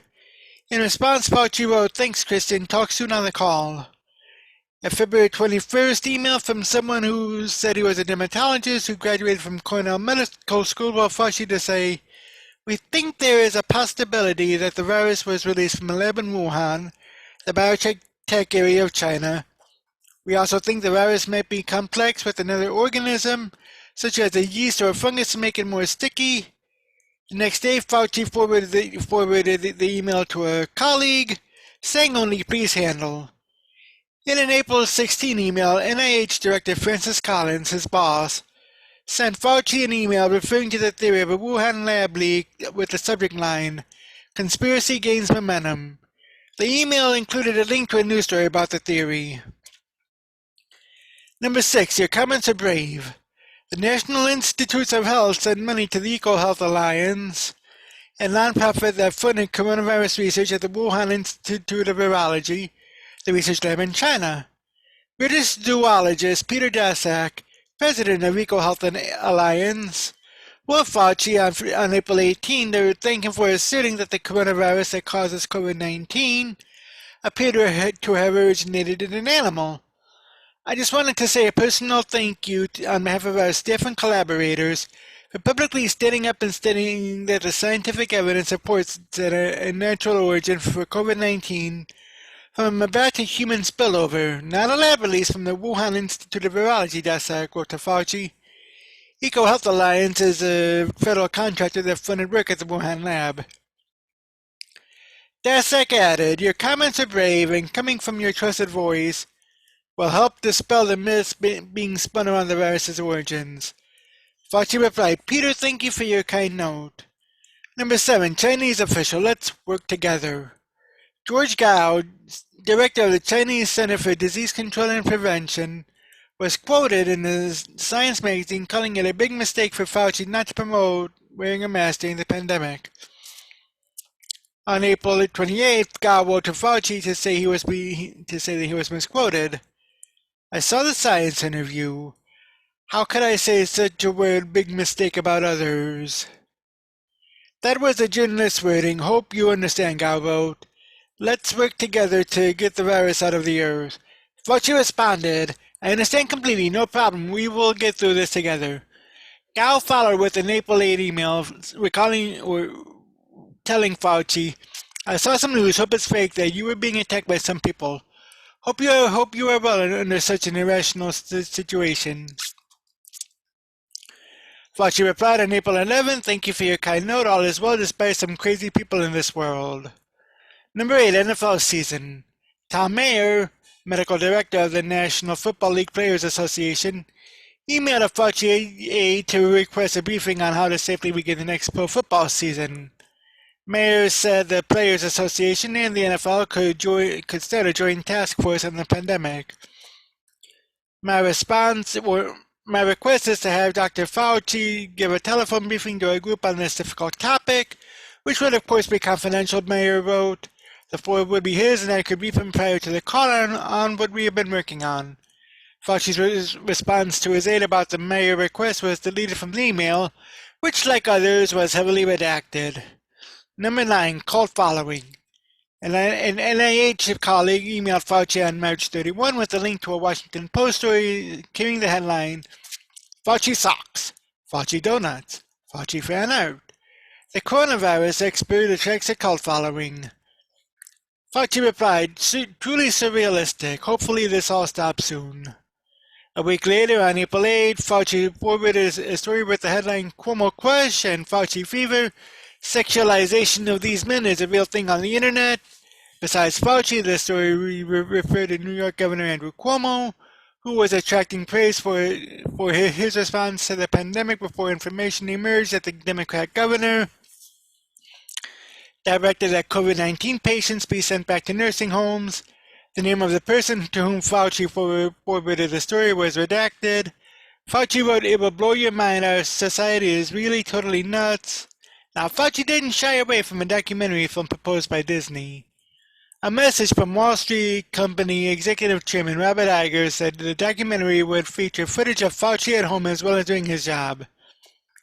And in another email, Fauci wrote that seeing Hollywood star Brad Pitt playing him on Saturday Night Live had made my year. Now, this one is interesting. Number 10. Contacts with Gates and Zuckerberg. An April 1 email refers to a phone call between Fauci and Microsoft founder Bill Gates. In the email, Fauci said he was enthusiastic about moving forward on a collaborative effort between public health organizations and the Bill and Melinda Gates Foundation. On March 15th, a message from Facebook founder and CEO Mark Zuckerberg expressed his employer's interest in working with Fauci on an information hub for COVID-19. Number 11 was Republican correspondence. In an April 10 email, Republican Representative Fred Upton of Michigan asked Fauci about hydroxychloroquine, which President Donald Trump had touted as a potential treatment for COVID-19. The drug primarily was used to treat lupus. Upton asked Fauci whether people with lupus have contracted COVID-19. On April 11, Fauci answered almost certainly yes, but he added that there wasn't enough data yet. Upton said Upton replied to Fauci, keeping a science truth teller. Fauci replied, "Thanks, Fred, I appreciate your note." Mark Short, Pence's chief of staff at the time, emailed Fauci on April 11 with a message that isn't entirely clear. "You correctly noticed the symptoms but misdiagnosed the root cause," Short wrote in a heavily redacted email that closes, "Apologies for a poor poker face." The vice president's chief of staff sent the email shortly before Easter, and Trump has said several times that he hoped to open the economy again by Easter. The president also admitted it was an optimistic goal. Fauci responded to Short, "Thanks for the note. Understood. I wish you a peaceful and enjoyable day with your family." And that's that. So, with those 11 takeaways from the Daily Signal, you can tell that there had been a lot going on as far as, coordinating, and that's why we had seen in the past on Facebook that, well, not only Facebook, but also on YouTube, that there had been some COVID-19 public service announcements after a few posts or in some videos at the bottom. But yeah, so it's interesting, and there's also this article from Daniel Greenfield over at Front Page Mag. Fauci's emails and the COVID cover-up. If you like your pandemic, you can keep your pandemic.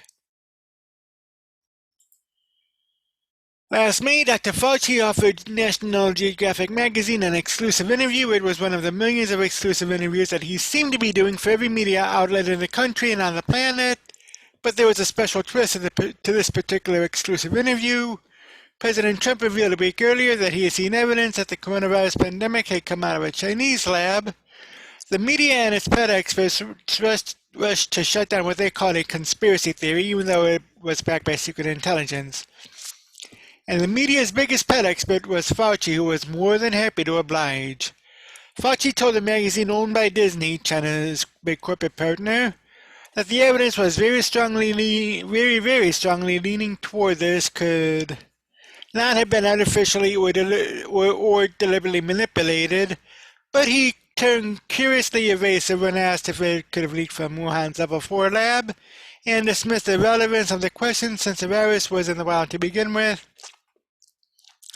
Now, while Fauci pretended to be disinterested in the question of the pandemic's origins, emails released through Freedom of Information Act requests showed he knew what was at stake. In April, before Fauci's interview or President Trump's comments, Peter Daszak, whose EcoHealth Alliance had moved millions of grants from the National Institutes of Health to study back coronaviruses, to the Wuhan Institute of Virology, thanked Fauci for protecting the lab. Daszak offered Fauci a personal thank you on behalf of our staff and collaborators for backing a natural origin for COVID-19 from our bat to human spillover, not a lab release from the Wuhan Institute of Virology. The entire middle part of the email was curiously redacted. It's unclear if the collaborators could have included the Chinese scientists laboring away in Wuhan. And this is a pretty long article, but it goes on to say that this year Fauci dismissed the funding for the Wuhan Institute of Virology as a modest collaboration with very respectable Chinese scientists who were world experts on coronavirus, but the very respectable lab and its scientists were, as former Secretary of State Mike Pompeo had said, engaged in efforts connected to the People's Liberation Army, with military activity being performed alongside what they claimed was just good old civilian research. And I'll leave and it says here that the article closed by saying the experts in the media made it a priority to suppress the China lab leak theory under President Trump. Without Trump, the media no longer has any real need to cover for Fauci or China. What was once falsely described by the media as a conspiracy theory is now science. And if those Fauci emails set off alarm bells, the ones he's sending now must be deafening. Like I said, I have a link to all articles in the show notes below if you want to take a look at it. But yeah, so this is getting very, very interesting. And this by Jim Hoff from the Gateway Pundit. Huge new email shows Dr. Fauci was told in January 2020 that coronavirus looked engineered. Hashtag Fauci emails. For over a year now, the Gateway Pundit has been reporting evidence that the COVID-19 virus originated in a Wuhan, China laboratory. Our first report was back on April 9, 2020, when we confirmed Dr. Shi Zhengli ran the coronavirus program at the Wuhan lab after her program was shut down in the U.S. due to a prior leak that killed a researcher. As early as 2018, U.S. State Department officials warned about safety risks at the Wuhan Institute of Virology lab on scientists conducting risky tests with the bat coronavirus. U.S. officials made several trips to the Wuhan laboratory. Despite the warnings, the U.S. Institute of Health under Dr. Anthony Fauci awarded a $3.7 million, within a $1 million grant to the Wuhan lab studying the bat virus. This was after the State Department warned about the risky tests going on in the lab. This is unbelievable. The deadly China coronavirus that started in China sometime in late 2019 has now circled the globe. Evidence suggests that the coronavirus did not come naturally. We still don't know whether the deadly virus was leaked intentionally or if it was an accident. And yet, as recently as February 9, 2021, the World Health Organization has denied the coronavirus leak from a lab in Wuhan. But a video has surfaced from December 2019 of WHO official Peter Daszak admitting to coronavirus manipulation at the Wuhan lab before the pandemic was announced. The video interview was originally filmed on December 9, 2019. A copy was posted in May 2020. Dr. Lauren Sullen reported at the Gateway Pundit back in July 2020. Dr. Peter Daszak, president of the EcoHealth Alliance and a longtime collaborator with the Wuhan Institute of Virology, presumably was referring to the Ralph Barrick Ji experiment, stated, "You can manipulate them in the lab pretty easily, inserting a spike protein into a backbone of another virus." And yet, for over a year, Dr. Anthony Fauci has vehemently denied the Wuhan coronavirus was man-made until last month, when Dr. Fauci admitted it may have been naturally occurring. On Tuesday, emails from April 2020 were released via FOIA. In one email from April 18, 2020, Dr. Peter Daszak thanked Dr. Fauci for insisting the COVID-19 virus was naturally occurring when most men knew it was a lie. And now a second email surfaced from the Fauci email that shows Dr. Fauci was told in late January 2020 that some of the features of the coronavirus looked engineered. Dr. Fauci knew the truth, and he lied about it for over a year, maybe because he was funding the project, something else he lied about. And there's this email from Dr. Christian Anderson, and it says, "This is damning information for this serial liar and a very dangerous man." And I realized that I didn't share it, but that's okay. The article is in the show description below, so take a look at it there. And then there is this from my good friend Kyle Becker over at Becker News, and it's entitled, "Fauci Stumbles When Confronted with Emails on Wuhan Lab in New Interview." Dr. Anthony Fauci has had a whirlwind 48 hours since his emails were obtained by the Washington Post and BuzzFeed via FOIA release and dispersed to the world. The remarkable emails have confirmed what many have suspected about Fauci all along. His public relations spin on the coronavirus pandemic was often at odds with his apparent thinking on the issues behind the scenes. Despite the actual science being discussed in the emails, much of what Fauci had to say to the public was biased in favor of supporting mask mandates and lockdowns. This suggests that Dr. Fauci's talking points, as well as the governor's policies in blue states, were more motivated by politics in an election year than they were by science. By the way, this is borne out by data that shows that blue states were among those that suffered the worst from the COVID-19 outbreak, and their public policies did the most economic damage. On Wednesday, Fauci did a couple of interviews to attempt to quell the brewing public furor. His late-night interview with the Donlin Report on News Nation, guest hosted by former Fox News anchor Leland Ritter, is of particular interest. The interview was noted and screen grabbed by MRC, and there's a link to the interview there's a video link here. Dr. Fauci prefaced his responses on the grounds that the emails are really ripe to be taken out of context, where someone can snip out a sentence in an email without showing the other emails. The most noteworthy bits have to do with two exchanges regarding Fauci's emails. The first is regarding the controversy over the public wearing of common masks to prevent the transmissibility of SARS-CoV-2 virus from one host to another.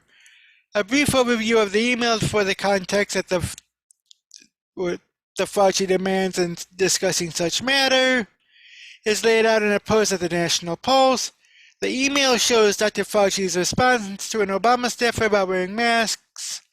It is available in full below, and it says, "Masks are really for infected people to prevent them from spreading infection to people who are not infected, rather than protecting uninfected people from acquiring infection.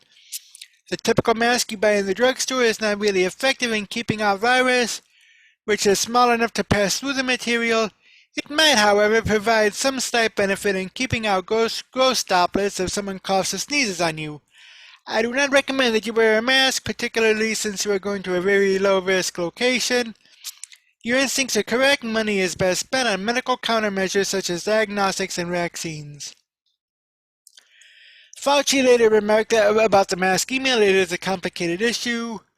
Fact-checkers have rushed to Fauci's defense and even censored the National Postal story on Facebook, apparently because Fauci later confessed to misleading the public to supposedly protect PPE supplies.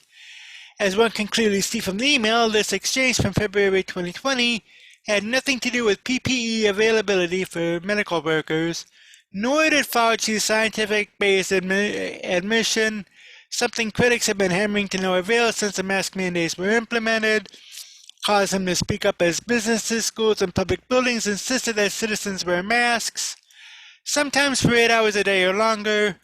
But the response that the National Institutes of Health director gave on the Wuhan laboratory is even more concerning.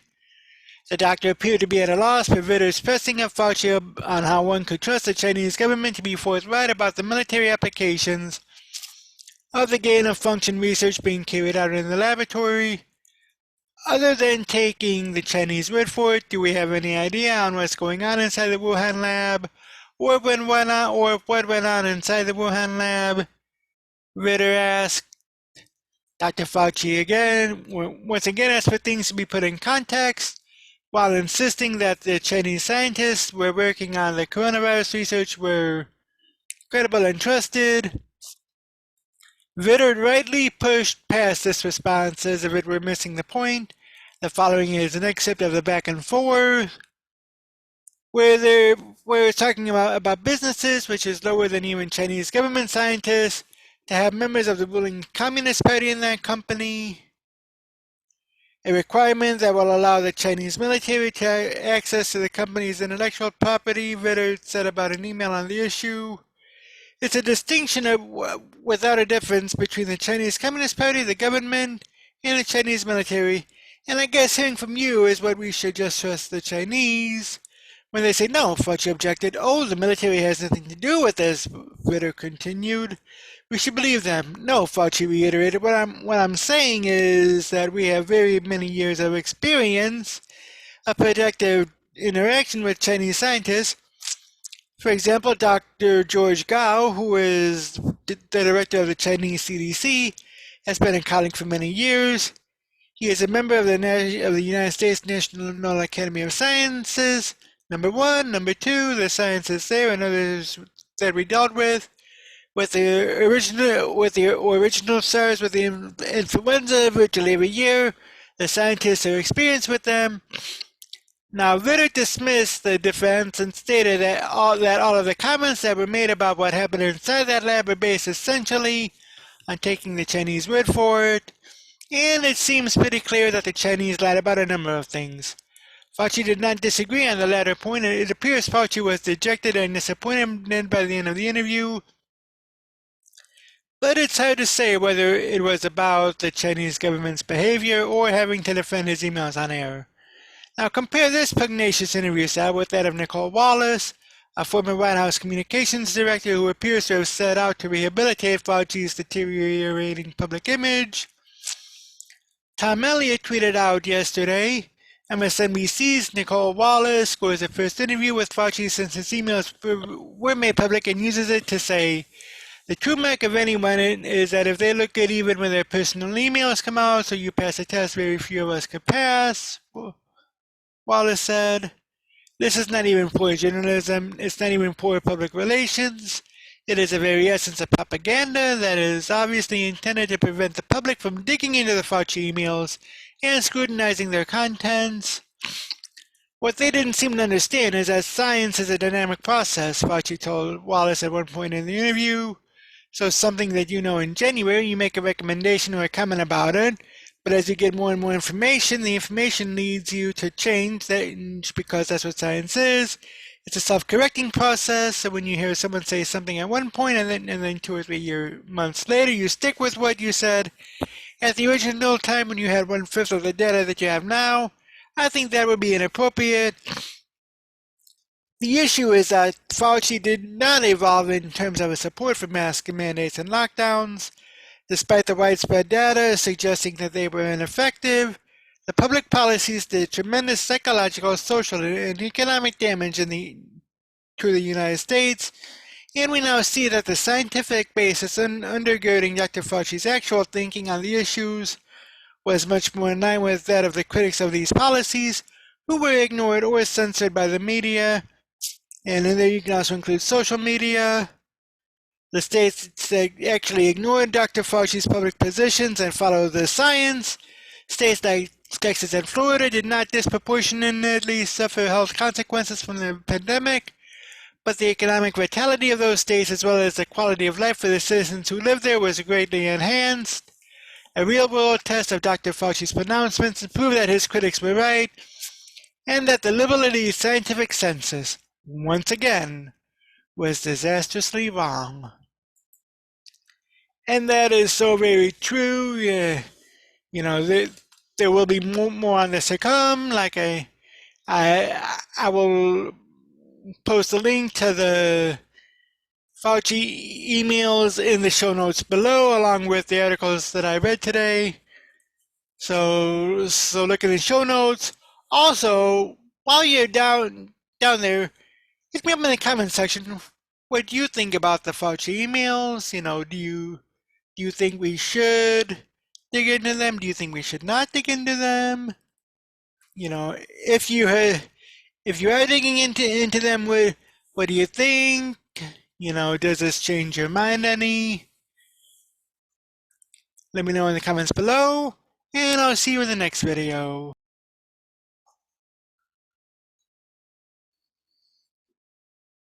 A little over 24 hours after the emails from Dr. Fauci have been leaked out, and there is some backlash on it. Also, Fauci's publisher has a laughable excuse for retailers pulling his book, and a new study finds that masks had little to no association with the spread of COVID. All that in this video. Let's start first with my good friends from the AmericanThinker.com, and it's entitled, "Should COVID Now Be Called the Fauci Flu?" Contagious disease outbreaks are named after their place of origin. There are myriad examples: Lyme disease, Ebola, Zika, or Marburg virus, Rocky Mountain spotted fever, and so on. Tradition changed with COVID-19, an acronym indicating that this was a coronavirus disease beginning in 2019.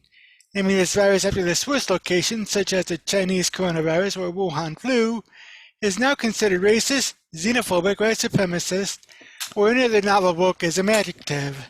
Perhaps a new name for the COVID virus is in order. The past weeks have rubbed off some of the glitter, off fabulous Fauci, the god of all things COVID. Dr. Anthony Fauci has been the face of America's COVID response, the all-knowing, all-powerful savior of civilization.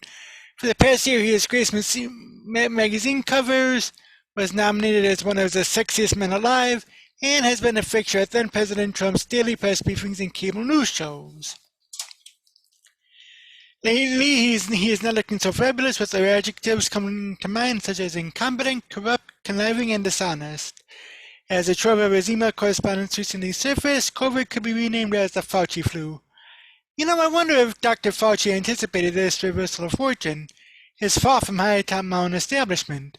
His upcoming book, Expect the Unexpected, may be more prescient than he realized when writing the book. Did he expect an eventual reckoning over his flip-flops and deceptions? The remainder of the book, titled 10 Lessons on Truth, Service, and the Way Forward, is also ironic. We are learning that COVID truth can shift as easily as mask mandates.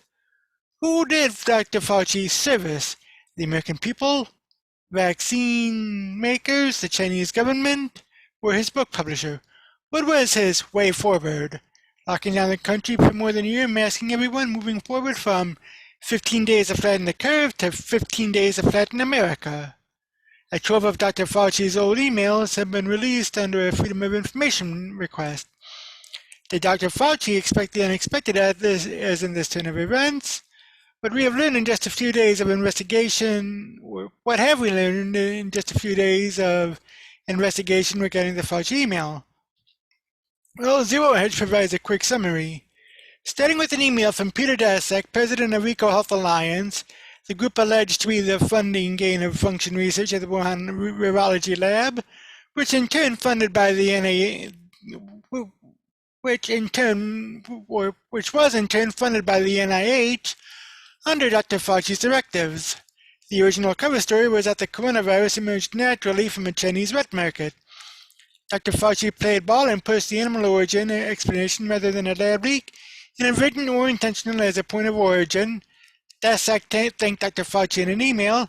I wanted to say a personal thank you on behalf of our staff and collaborators for publicly standing up and stating that the scientific evidence supports a natural origin for COVID-19 from a bat to human spillover, not a lab release from the Wuhan Institute of Virology. Daszak admitted to manipulating coronaviruses as in gain-of-function research.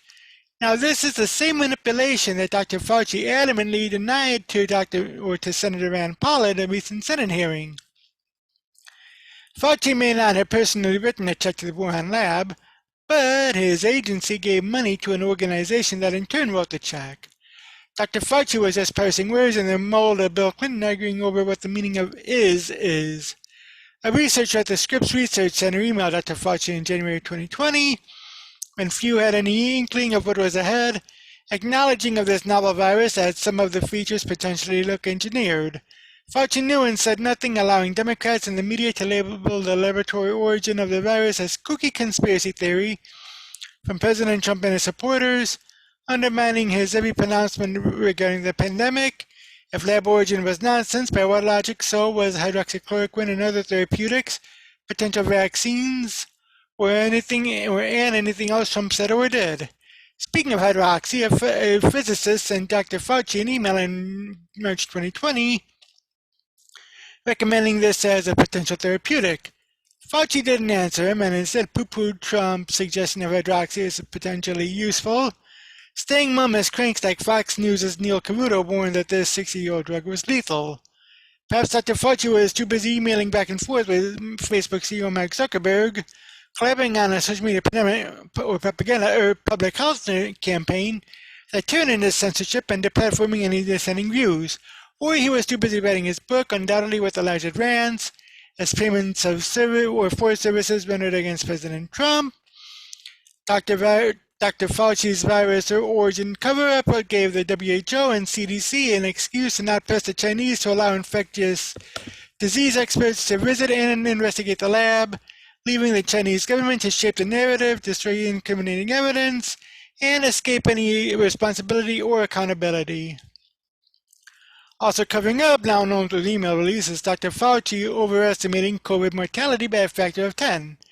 This number drove lockdowns, school and business closures, wrecking the U.S. economy and the lives of so many Americans. Dr. Fauci also downplayed masks privately while pushing them publicly, from none to 1 to 2, then back to 1. In February 2020, he admitted in an email, masks are really for infected people to prevent them from spreading infection to people who are not infected, rather than protecting uninfected people from acquiring infection. The typical mask you buy in the drugstore is not really effective in keeping out virus, which is small enough to pass through material. It might, however, provide some slight benefit in keep out ghost droplets if someone coughs or sneezes on you. Side note, I'll get to that with the Western Journal article in a little bit. Back to the article. Privately, he acknowledged what was well known in public health, but publicly he terrorized the U.S. population to the point that fully vaccinated Americans are now afraid to leave their home without 2 masks and goggles. Asymptomatic spread, rare and viral illnesses was another one of Dr. Fauci's pronouncements, leading to countless bankrupted businesses and restaurants, closed schools, and distancing rules. Did he believe what he said? In a February 2000 email, he said otherwise. Most transmissions occur from someone who is symptomatic, not asymptomatic. Why did he publicly say what he didn't believe privately, leaving a swath of destruction in the wake of his misstatements? Well, Dr. Fauci and the insiders knew the truth but chose not to be forthcoming and share it with the people. Instead, they used it as fear porn, hollering about ventilator and ICU bed shortages, leading some governors to send infected patients into nursing home killing fields. One might borrow a popular Democrat phrase from the Bush era, Fauci lied, people died. Such asymptomatic spread was the basis of mail-in voting, and we all know how that turned out. Was that a big part of the big plan? How convenient. You will learn more in the days ahead and may find that Dr. Fauci's public pronouncements were far different than what he privately believed in and expressed. Imagine how the pandemic would have played out with more honesty from those authority figures leading the American response. What about the next viral pandemic? Well, according to Rasmussen reports, 68% of likely U.S. voters believe the Fauci flu originated in a Chinese lab. Now, one can infer that 2/3 of Americans don't buy what the government is selling, the narrative from Dr. Fauci and others. When the next virus comes calling, as in the first case of a new strain of Chinese bird flu, or if it's far more lethal than COVID, will the public heed the words of the next generation of Dr. Fauci's, or is their credibility blown like the boy who cried wolf? If COVID had been treated as any other viral pandemic, without the crushing mandates and regulations which destroy the U.S. economy and many people's lives, well, life in America today might be far different. Was this ever about the virus or about a presidential election? And framing the narrative to defeat Donald Trump regardless of the downstream consequences. What better way to memorialize Dr. Fauci's role in this pandemic than by renaming the virus the Fauci Flu? And this is by Brian C. Jundeff, who is a physician and writer.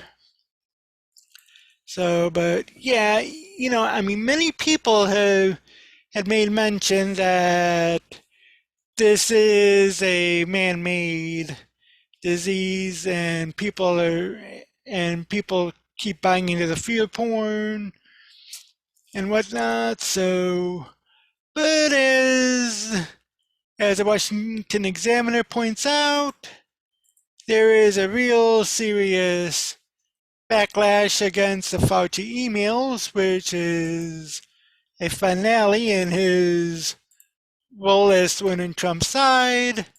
This coming from the Washington Examiner. Like Hillary Clinton, Dr. Anthony Fauci raised conservative hackles long before his emails were released. Widely seen as a unifying figure in the early days of the COVID-19 pandemic, Fauci, the federal government's top immunologist, became the public face of Washington's coronavirus response, came to be seen as a foil to former President Donald Trump. Fauci became a fixture in the media, giving frequent interviews to outlets critical of Trump that often presented him as the last honest man inside the administration concerning COVID-19. Fauci slaps on Trump, read one headline after the medical advisor said the country was headed in the wrong direction with the pandemic just weeks ahead of the election. Another described him as a fringe MAGA target. A third blared medical expert who corrects Trump is now a target of the far right. Now, initially, Fauci publicly resisted this kind of coverage. I wish that it was stopped because we have a much bigger problem here than trying to point out differences, he told a podcast last year. They really are fundamentally at the core, are not differences. He added, the idea of just putting one against the other is just not helpful. He's a good man, Trump said at a White House briefing around the same time, from which Fauci was absent, triggering reporter questions. I like Dr. Fauci a lot. He'll be back up soon. But relations between the two deteriorated as they began to clash over economic reopening. If it was up to the doctors, Trump complained they might say shut down the entire world. Fauci advised against resuming normal economic activities and called Trump's conflicting mask guidance not helpful. I'm trying to do my best to get the message across without being overtly at odds, okay? Fauci told the New York Times. I can't jump in front of the microphone and push him down, he told Science magazine when asked about Trump's statements on China and the origins of the virus. The gradually escalating tensions with Fauci, which Fauci pushed back gingerly at first before embracing his media image as a counterweight to Trump, came at a cost regarding his standing with Republican voters. Trump eventually called Fauci a disaster and publicly mused about firing the doctor, but Fauci remained beloved by Democrats and independents, boasting a 72% job approval rating in a CNN or CNBC Change research poll shortly before the election. Trump's COVID-19 management was widely panned and contributed to his defeat. The trove of Fauci emails received Wednesday through the Freedom of Information Act shows him repeatedly denying that Trump muzzled him, but critics say they paint the longtime federal employee as more equivocal and private about masking lockdowns, the virus's origins, and immunity for the infected than his public pronouncements. Trump piled on Thursday, claiming vindication on both vaccine development and the Wuhan lab theory in statements issued through his political action committee. The correspondence between Dr. Fauci and China speaks too loudly for anyone to ignore, he said. China should pay $10 trillion to America and the world for the death and destruction they have caused. Since Trump left office, Fauci has said it is liberating to work with President Joe Biden. Instead, he's clashed with congressional Republicans, especially Senator Rand Paul of Kentucky. The idea is that you can get up here and talk about what you know, what the evidence, what the science is, let the science speak. Fauci exulted in his first Biden White House press briefing. According to most polls, Trump voters have shown more hesitancy to take the vaccine and trust federal guidelines. Though majorities of both 2020 candidate supporters tell pollsters they are fully vaccinated, the publicly released emails appear to have deepened conservative distrust of Fauci. Paul called him a liar and tweeted that he should be fired. Dan Crenshaw, a Texas Republican, tweeted, Fauci lost my trust long before this. The email showed it was worse than we thought. If Republicans and conservatives ran the government, these emails would spell doom for Fauci, said Republican strategist Sean Feehery. But they don't, and so I don't think he is going anywhere. And there's a lot more there's a little bit more left in this article, which I will leave in the comment or in the show notes below if you want to take a read of it. But yeah, I mean, this is all rather interesting and very intriguing. And in fact, as I had mentioned earlier, Dr. Fauci had a book out entitled Expect the Unexpected, 10 Lessons on Truth, Service, and the Way Forward. And his publisher has a laughable excuse for retailers pulling his book off their shelves. This coming from BizPack Review. Fauci publisher has a laughable excuse for retailers pulling his book. Rand Paul offers a book review. Senator Rand Paul called Dr. Fauci's book science fiction, as it was pulled by numerous retailers after thousands of emails surfaced that allegedly show he knew about gain-of-function virus research at the Wuhan lab. Paul quipped on Twitter Thursday about sharing a report showing that major retailers were removing the book from their sites. Oh, I don't know, I think they should publish it. I love science fiction.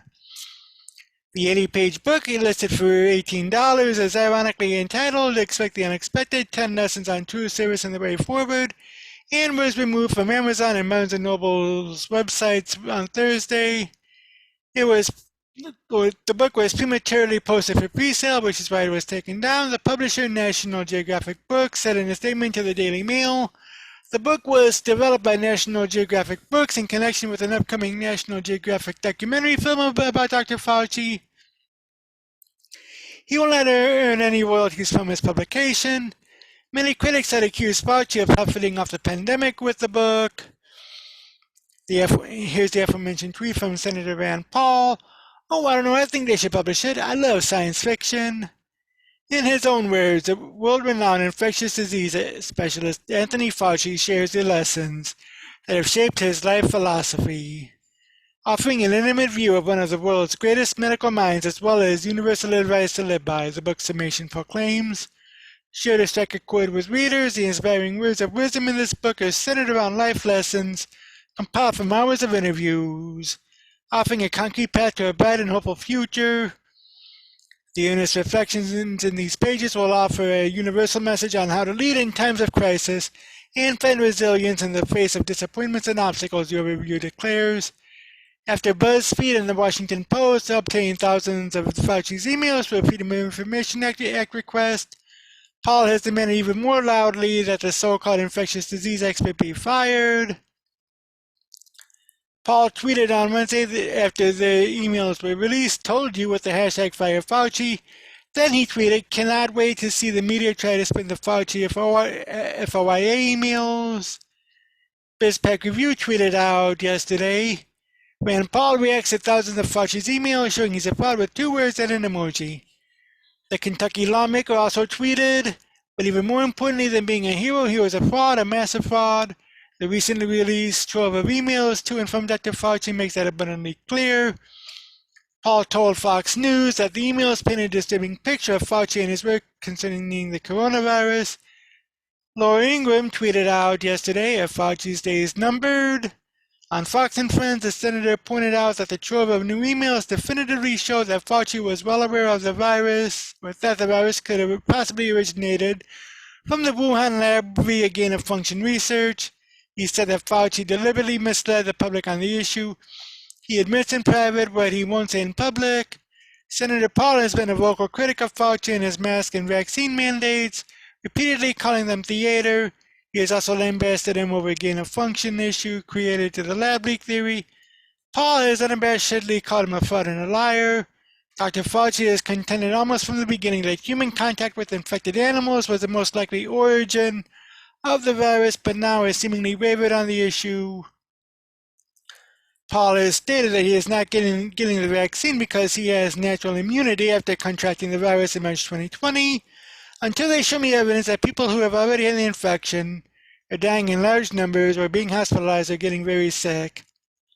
I just made my own personal decision that I'm not getting vaccinated because I've already had the disease and I have natural immunity. And that's good. I mean, we need to let our immune system basically just guide us. I mean, that's just the bottom line right there. And there's this from my good friends over at the Western Journal. It says, new study finds mask use has had little to no association with the spread of COVID, contradicting CDC. This by Brett Kershaw.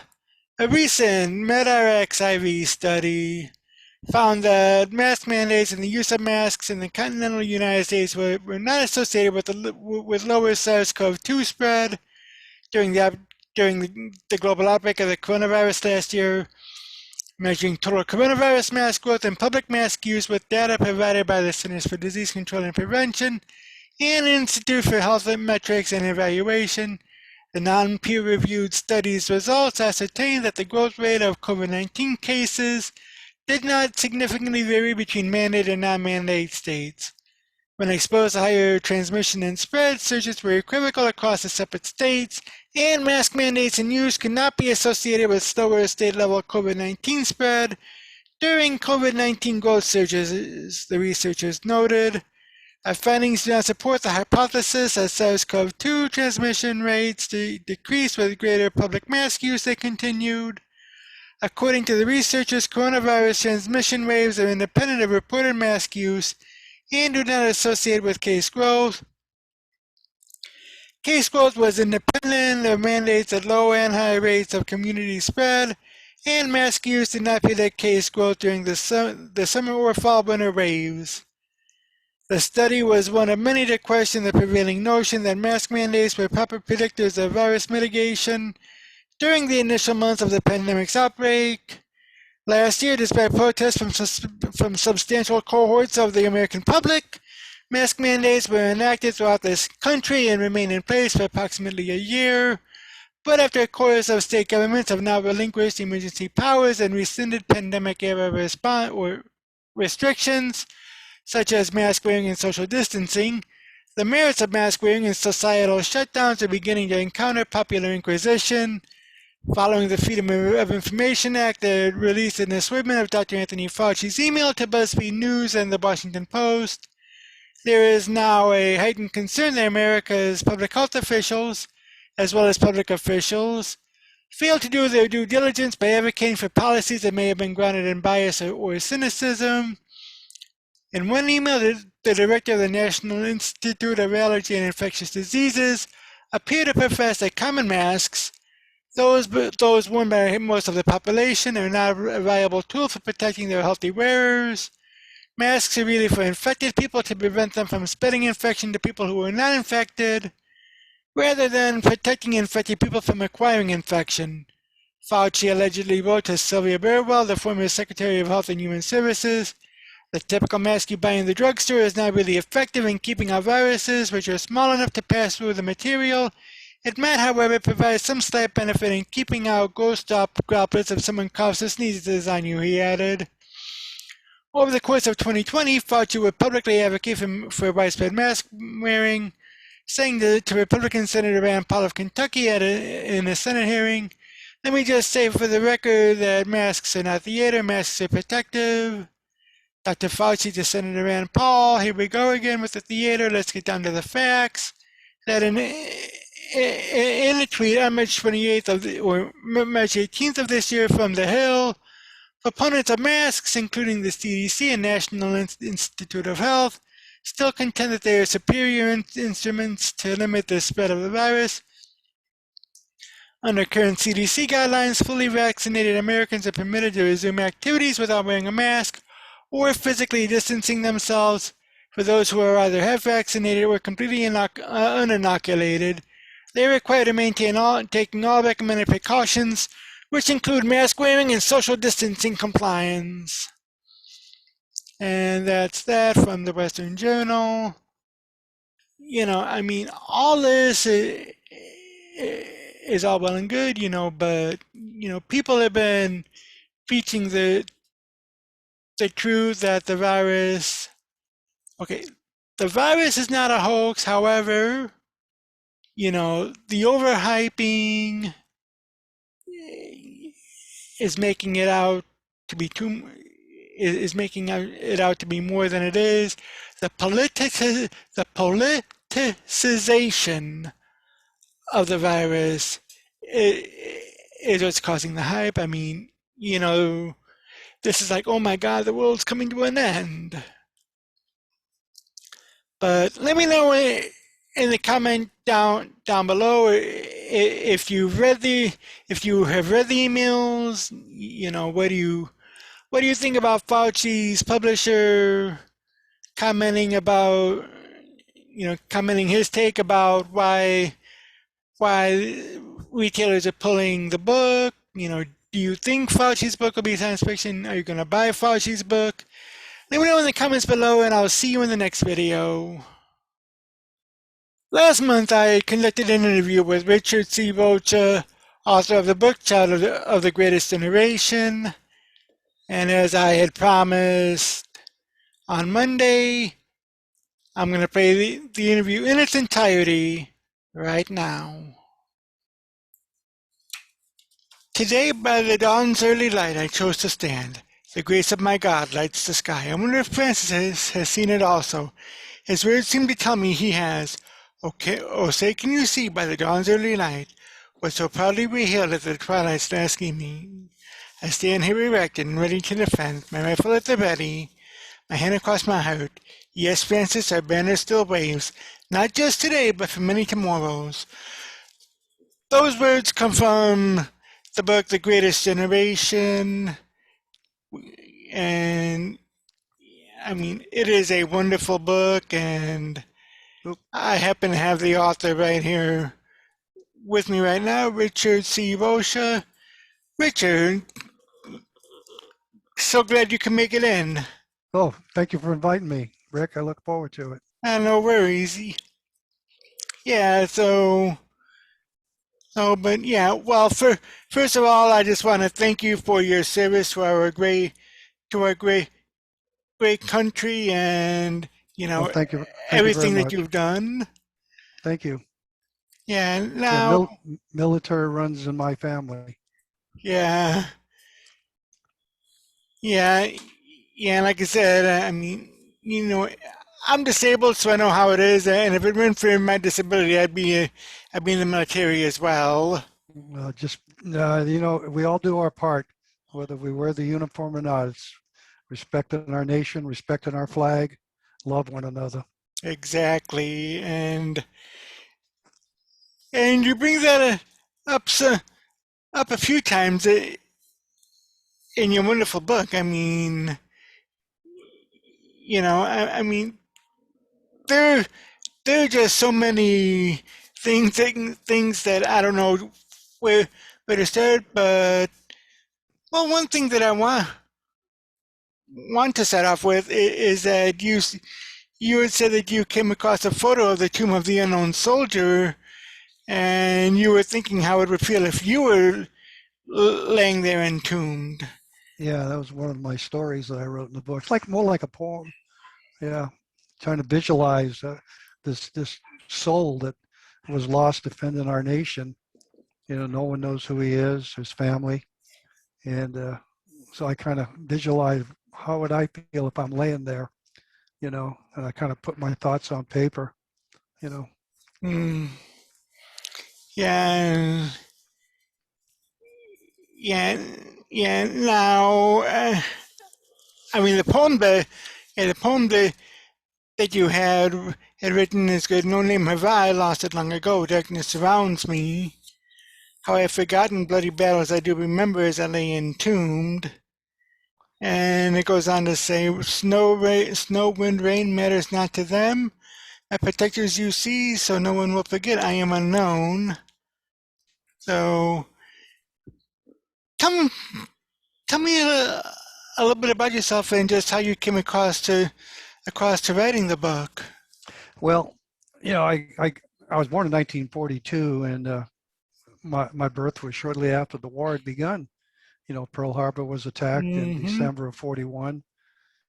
My dad and a number of my uncles shortly went off, both in the Pacific and Europe. And so my brother and I, who's 6 years older than I am, um, we were raised by our grandmother and our mothers. My aunt lived with us, and she also had a daughter, which is about a year younger than me, named Patricia.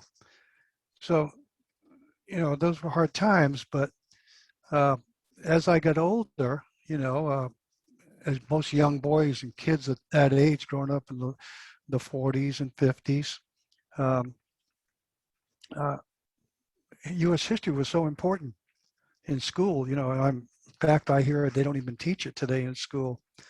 And my friends, there were a lot of kids in the neighborhood, and we used to entertain ourselves playing. I don't care if it was cowboy Indians or army or whatever, and that was just part of the culture we grew up with.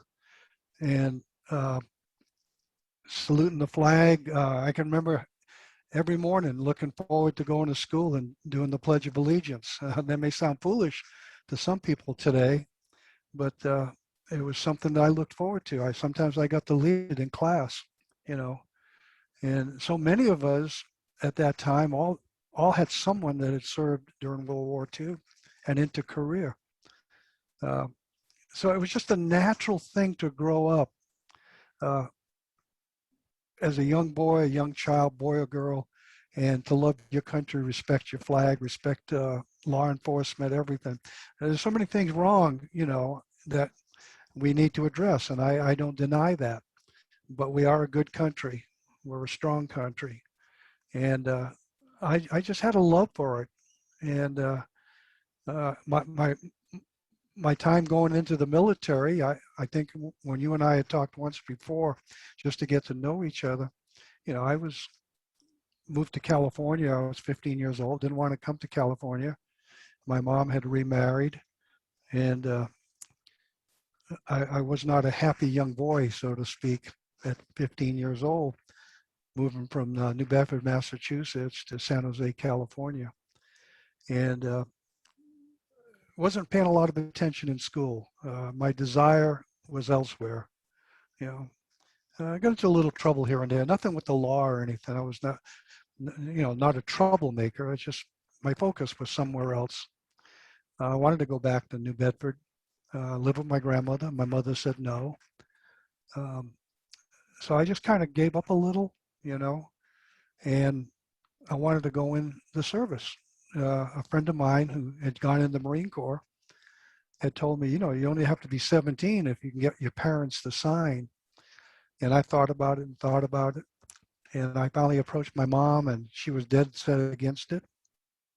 And I talked to my stepdad, beautiful man, named William. He was a tail gunner on a B-17 during World War II. Anyway, he told my mom, he's not happy.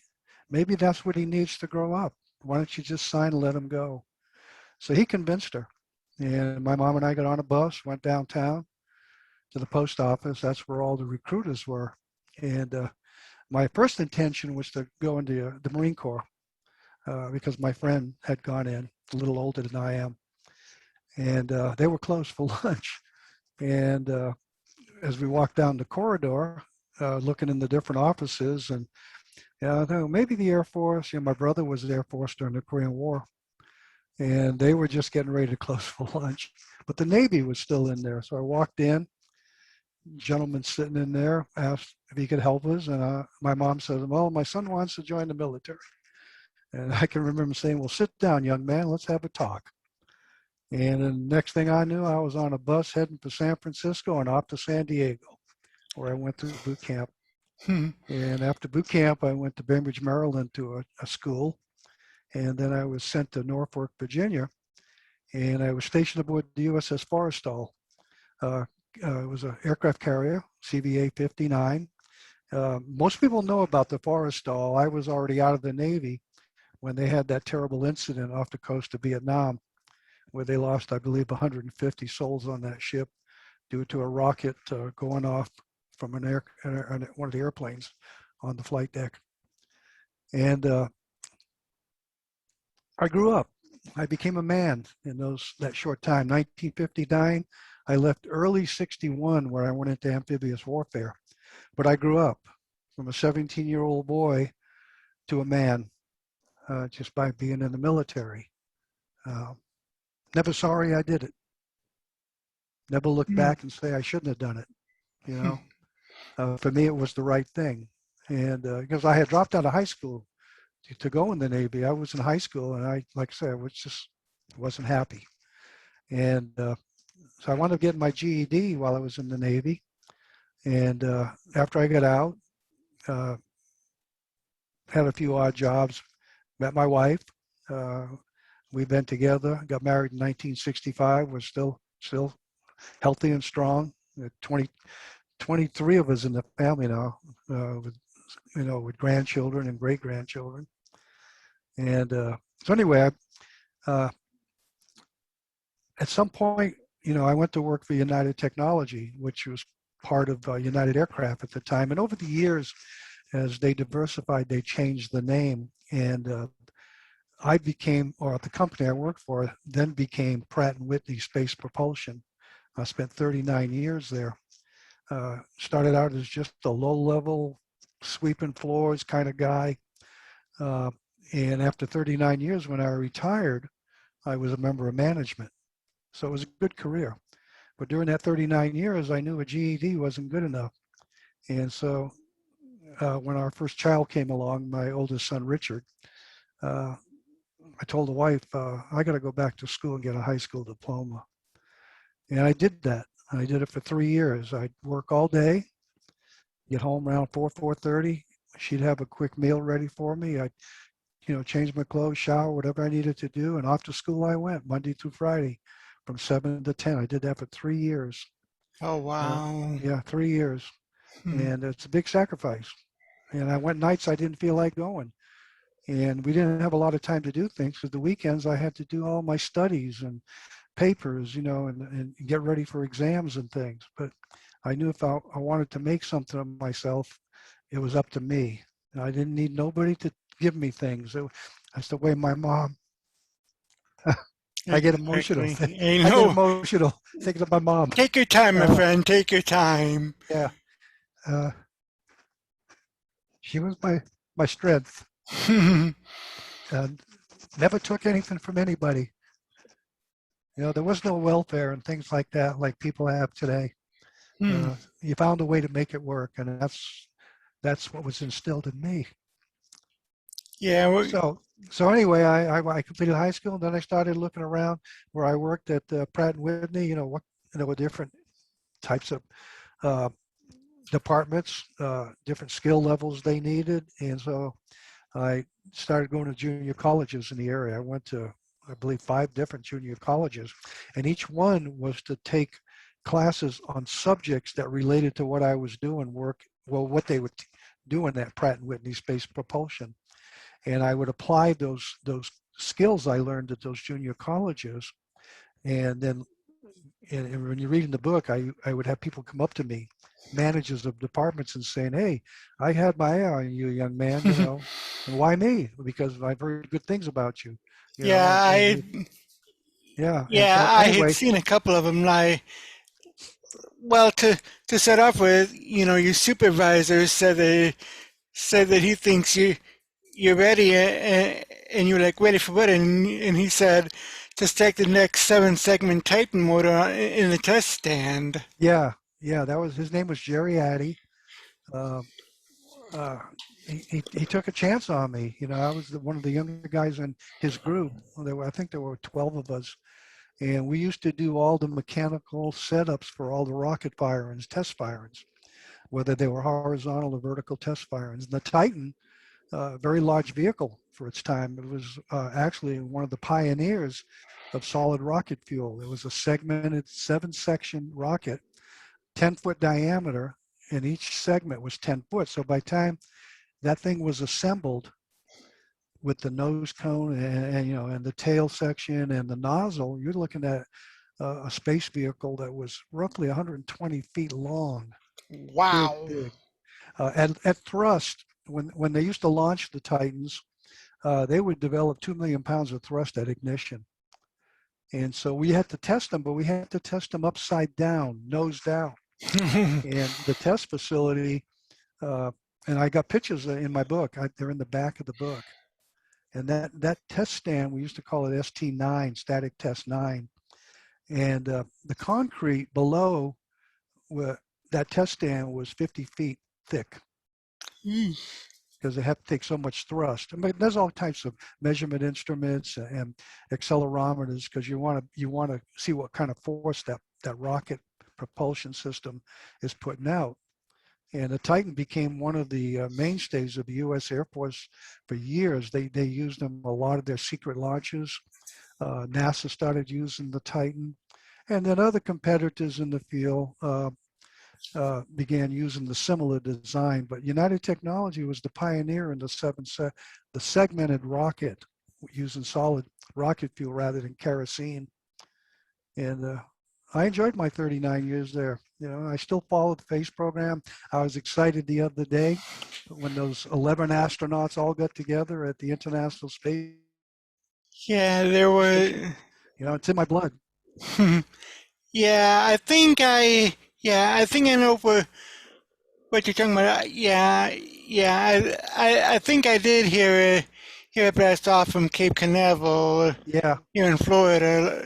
yeah, A couple of mornings ago. yeah. They put 4 astronauts in they call SpaceX. I believe that's Elon Musk's Yeah. company, and he's in partnership with NASA. So they put 2 Americans, and I believe there were 2 from other countries. I haven't read the whole article yet, but they successfully flew them out of Cape Canaveral. All 4 Hmm. landed safely at the International Space Station, and right now there's 11 human beings in one space station. That's history. That's history right there. That's Yeah. what this country's great about. More and more people need to understand that. You know.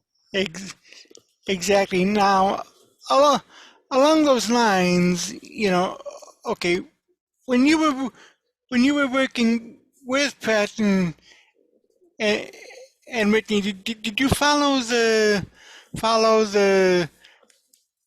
moon landing or the space shuttles? When you left Pratt and Whitney. Oh yeah. I followed all the moon landings. I remember when Neil Armstrong, the first man to step on the moon. I was at my wife's parents' house. We had been there for dinner, and we watched when he stepped on the moon for the first time. And I've seen many of them after that. And I've been to Cape Canaveral, seen some launches. Uh, on an occasion, I took a vacation. I took my wife and my 3 sons. We were going to go to Disney World, and I was able to get them on the base because they were doing a space shuttle launch at the time. And we were right up there with the VIPs and got to see a live space shuttle. For me, it was something, that I've seen before. Kind of like you see one, yeah, kind of like if Yeah, you see one, you see them all. yeah, you've seen them all, but it's such a powerful thing to see live rather than on TV. And it was so quiet during the launch when the countdown started. Even the birds, you couldn't even hear them anymore because you could hear birds chirping. And we're looking across the bay, and you could just make out this little speck of a rocket ship. And right where we were standing behind us was a large countdown clock. and you could see it lift off. You've seen all the smoke, and one of my boys said, "Is that all? I don't hear nothing." I says, "Just wait, because I know that it's coming. It's coming across that bay." And all of a sudden, you get this pressure change. It kind of hits you in the chest, and you hear the roar, And I said, "That's what it's all about, you know." And they've never forgotten that. They've never forgotten that.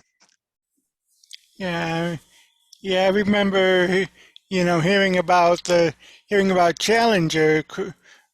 about the Challenger crash. I mean, Yeah, yeah. yeah. Unfortunately, we've had some sad parts in the space shuttle program. We've lost some great Americans.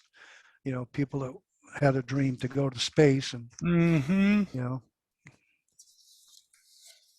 Yeah. happens.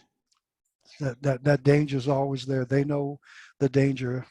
I compare it to the military. There's a danger facing you. You just hope you get by it. Yeah. Yeah. Most definitely. I mean, you know, just like the soldiers go out and fight, whether it be Afghanistan, Iraq, Yeah, or you yeah, know, yeah. My oldest he, grandson has been to Afghanistan too. He's a career Air Force security force hmm, tech sergeant. And I remember on his second tour when he came home, uh, he came and stayed with us for a few days. His family lives in Fresno. We're up in San Jose. His mm-hmm. mom and his dad, and we were sitting around just having a couple of drinks, him and I, and all of a sudden he started telling me the stories of Afghanistan. It was just the two of us. We cried together. Oh wow. Yeah. Hmm. Yep. Yeah. Yeah. Speaking. Yeah. Along those lines, one of the stories that I like is a woman warrior story. Oh yeah. Kind of a poem. Um, I've got a granddaughter in the Air Force. Okay. Now she's in medical.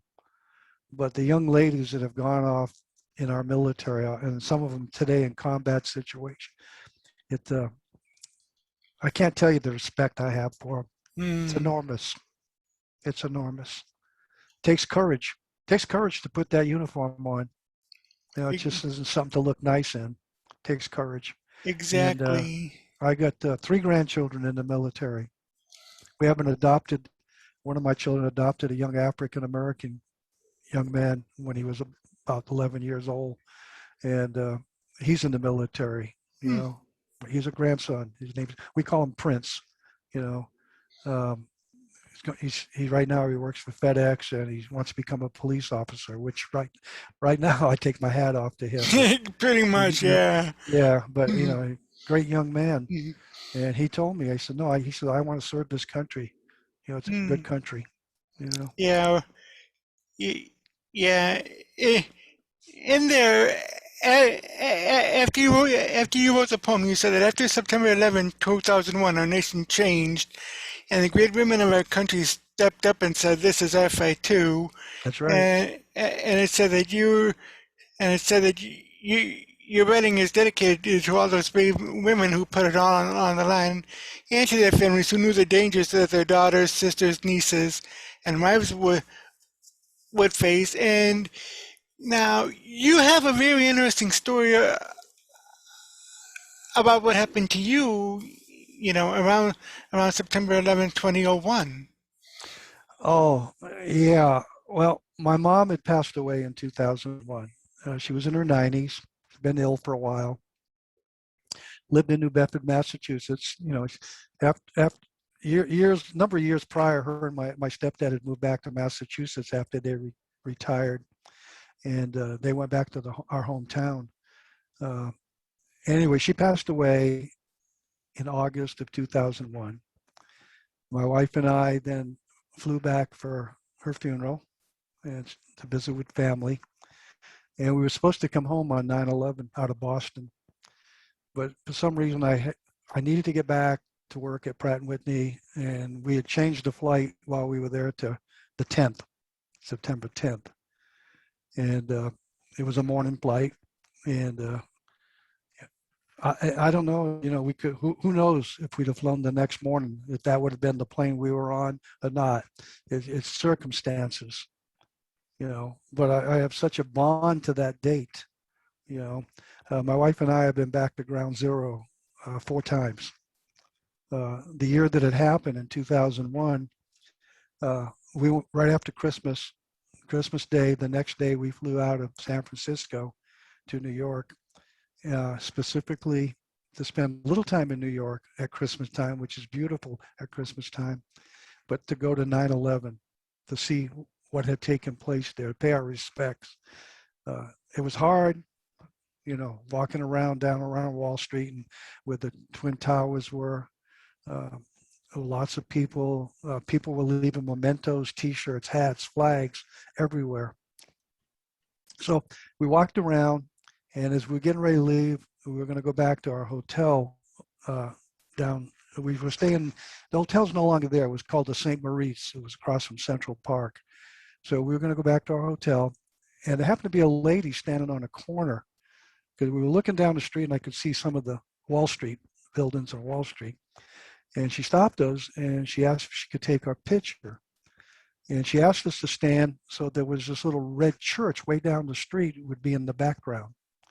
We said, okay. So she took a picture. And I've been looking for that picture. I don't know where it is. I've got so many pictures on flash drives. It's unbelievable. I'll find it one day.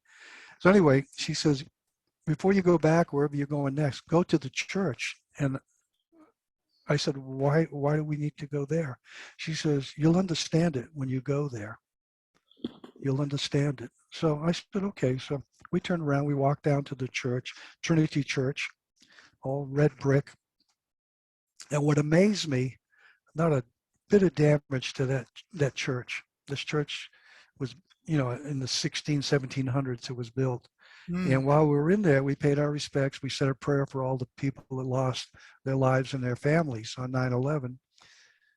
As we're walking out, there's photographs. And one of them was a photograph of George Washington taking the oath of office as president. He had taken, now, I don't know, I believe it was his second oath he took. And he took it at that church. And I'm thinking, man, am I on sacred ground? And the fact that it was spared on 9/11, no damage, but everything else around it was just chaos, And so we've been back a number of times, but and then again, as I mentioned, we could have flown out of Boston because one of the planes on 9/11 did fly out of Boston to California. Yeah. Yeah, and faith has it. Works strange ways, doesn't it? I guess Exactly. God keeps his eyes on us, Yeah.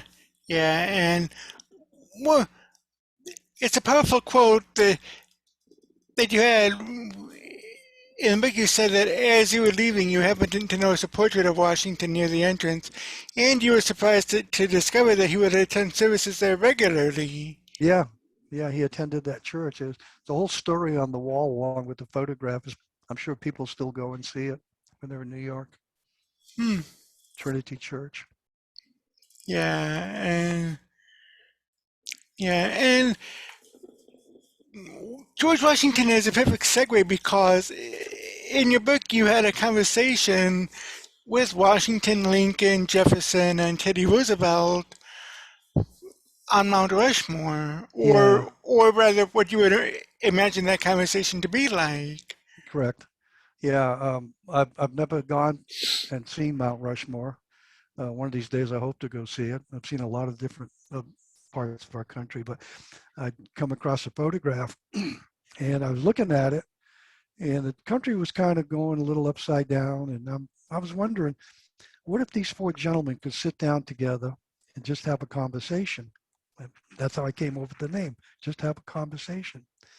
And so I imagined, what they would talk about. And in the book, Washington begins the conversation, and he's talking to Lincoln. He apologizes that he thought the Revolutionary War would have been the last war this country would have fought. Unfortunately, it wasn't. He's having him and Jefferson talk about when Jefferson had to go back to war against England again because of the way they were, our ships and stuff. They were interfering in our sailing around the Mediterranean and different places. I don't have my book copy with me right here, but And then they talked to Lincoln, and George apologized to Lincoln about what he had to go through, the loss of so many Americans, brothers and sisters from the North and the South, to free the people of slavery, to get them out of bondage. And he apologized that he should have done better.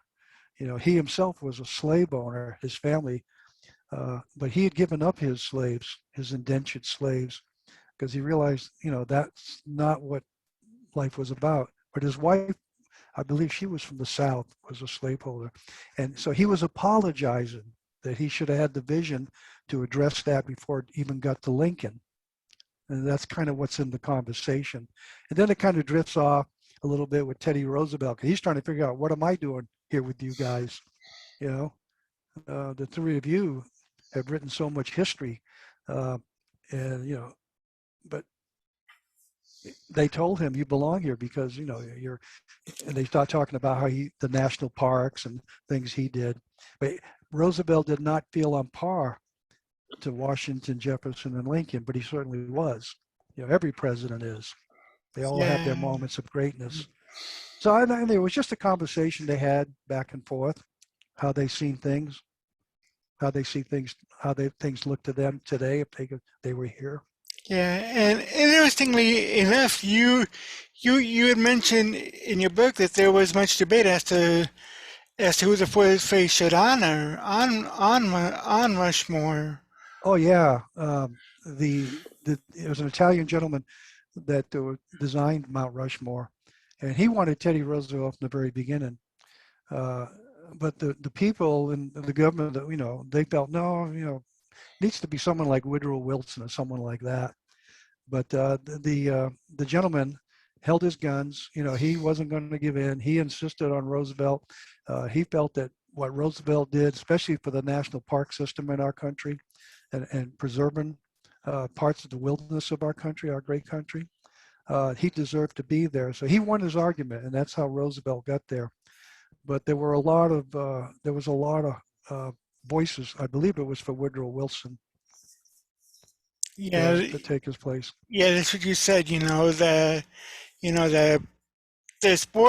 The Skutz and Borglum wanted Roosevelt for his conservation efforts and for building the Panama Canal, while others wanted Woodrow Wilson for leading the U.S. during World War I. Right, right. Yeah. He made the Yeah. right. He made the right choice. He made the right choice. Oh yeah. At least in my view, he did. Yeah. Yeah. Exactly. And in there and that led right into the story. I'm here. Can you see me? About the Vietnam Memorial Wall. Yeah. That's that one always. That's a tough one. That brings tears to a lot of veterans' eyes. Mm. Um, I come across, that's a painting by artist Lee Tedder. I believe he's from Nashville area or Tennessee area, and he allows people to use that paint. It's called Reflections. If you're a vet, you get permission to use it, because I didn't want to use the photo without permission. And but he allows veterans to go ahead and use when it's applied in the right way. And I looked at that photo, and seen that gentleman standing there with his hand touching the wall. Businessman, you can see his briefcase sitting on the ground. He's got his hand touching the wall, and there's a hand touching him back of a young soldier with other soldiers standing behind him. And so I wrote the story, I'm here, can you see me? Because he, in my mind, the gentleman that he's touching, the serviceman that's in the wall, was his brother. And so he pays his respect, goes all the time to see him. And, and I thought, well, what is the reflection saying back to him? Is it answering his thoughts, his prayers? And that's how I came up with, I'm here, can you see me? And he's actually saying that to his brother standing outside the wall who came to visit him. So it's very touching. And Vietnam, I have a lot of friends that served in Vietnam. A real close friend won the Silver Star in Vietnam for saving Sergeant Henry Jackson's life, a gentleman from Kentucky. Uh, there's a story a little bit about, I made a video. I believe I might have sent it to you, Rick. It's called An American Hero. Hold on a minute. Let me check your Rumble. Yeah, let me check your Rumble page here. No, but yeah. Well, An American Hero. Yeah, it's 17 minutes long. Yeah. So anyway, and my friend is named Vic Macias. He was a sergeant in the U.S. Army. He came to the country. He was brought here as a young boy from Mexico. He wound up having a life here, went into the military. He was a door gunner on a helicopter. And on one of the missions in Vietnam, one of the other helicopters got shot down. And a comrade of his, Sergeant Henry Jackson, was the gunner on that helicopter. It had crashed, and him and his pilot they could rescue. The pilot had died in the crash, but they knew Sergeant Jackson was still alive because they had some communication. And I kind of against orders, they decided they were going to go rescue him because it was heavy with North Vietnamese regulars in the area. So they landed the helicopter, the pilot did, and Sergeant Macias jumped out, had his he had two M16s, so I remember the story. And he just ran down the hill to the burning wreckage, firing as he ran, trying, that was to keep, if there was anybody trying to shoot at him, that would kind of disrupt them somewhat. He managed to get Sergeant Jackson out of the helicopter, put him on his back, carried him up to his helicopter, and they flew out, got him to a medical hospital. And Sergeant Jackson came home back to Kentucky, and he was in the hospital for a long, long time with severe injuries, and he finally passed away from his injuries. And his family wanted to get his name on the Vietnam Wall, and it was a big struggle, but they never quit. And the local news media from his hometown and in Kentucky went to bat. And so Mr. Macias, my friend Vic, had all these little TV clips and stuff that he showed me. So I got his permission to use those, and I made that video, which is 17 minutes long. It's the story of getting Sergeant Jackson's name on the Vietnam Wall. And it finally happened. And the nice part about that story, and even in the video, is the family of Sergeant Jackson got to meet Vic for the first time. The man that's brought their loved one home. And Sergeant Jackson, Sergeant Macias, got the Silver Star for that. To me, he should have got the Medal of Honor. But that's who we are as Americans. I mean, that's who we are. We help each other. Exactly. And we help each other. Exactly. And just like you had said in the book about Sergeant Jackson saying to your friend, Sergeant Macias, Vic, please get me home. I don't want to die here, but at home. That's right. That was it. And Vic kept his word. He got him home.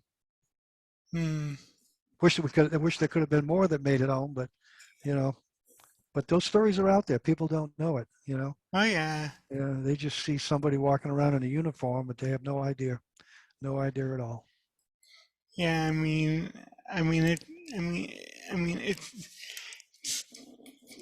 it's just amazing. And now, okay, because you were out of the military, before the Vietnam War Right. started, I would imagine that, you seeing either in the papers or on TV how the soldiers who served in Vietnam, how badly they were treated. Oh yeah, and I've seen it. I've witnessed it. Even though it's just a matter of time and when you're born and what age you are when things happen in your life. Sergeant Macias is a good example. When he came home, he lived in San Francisco, And he was walking down one of the streets in San Francisco in his uniform, and a couple of young people came up and spit on him, Yeesh. called him a baby killer. And that was kind of the theme then when the young, our servicemen were coming home, you know. Yeah, I mean, people can argue, was it the right thing to go there or not? That's not for me to know. Uh, that's a whole different story. But uh, the young men and women that did decide to serve their country, and at that time they were being drafted too. A lot of people forget it wasn't a volunteer military during the Vietnam War. Yeah, So right. yeah, so it's a little different circumstances, you know. But it was, and then along comes the Desert Storm and the Iraq War and all the conflicts that our country has been involved with since then. And it's nice to see the respect that the young men and women get when they come home. Well deserved, Yeah. well deserved. You may not agree with the reason they're in the military, but they're still American citizens and they feel an obligation to do something. Yeah, kind of like I think I hear one of the military sayings goes, I may not agree with I may not agree with what you said, but I'll fight for your right to say it or something That's like right. that. That's right. That's what it's all about. Yeah. You know, uh, we see that so much today. I mean, that's what freedom of speech is all about. You know, Exactly. uh, we all have a different opinion of things. We all see things in a different light. And a lot of it, I guess, depends on what we've been through in our lives, what we've been exposed to. And there's things I see that I don't agree with, you know, but the right to say them, that's what's important, because that's the only way free people can be allowed to succeed in any endeavor in their life. You got to be able to speak, and you got to have respect for everybody. You Mm. know, you know, having free speech is one thing, but you got to respect everybody. You know, and going back, I can remember Martin Luther King talking about his dream. You know, I really Oh got yeah. I really got involved in the Mhm. civil rights. I mean, I knew it was the right thing. Because I'd seen racism firsthand, because it did exist in the military, and it exists all over the world. Let's be honest. But he had a dream, you know, and I look around today, and I think his dream somewhat is being realized, but not everybody is realizing it. I don't know how to explain that. You know, I see the Yeah. opportunities that people are having. You know, but Mhm. that's how I see it. But I'll defend your right to any argument. Any debate. There's nothing wrong with having debates This as is long as true. we're civil.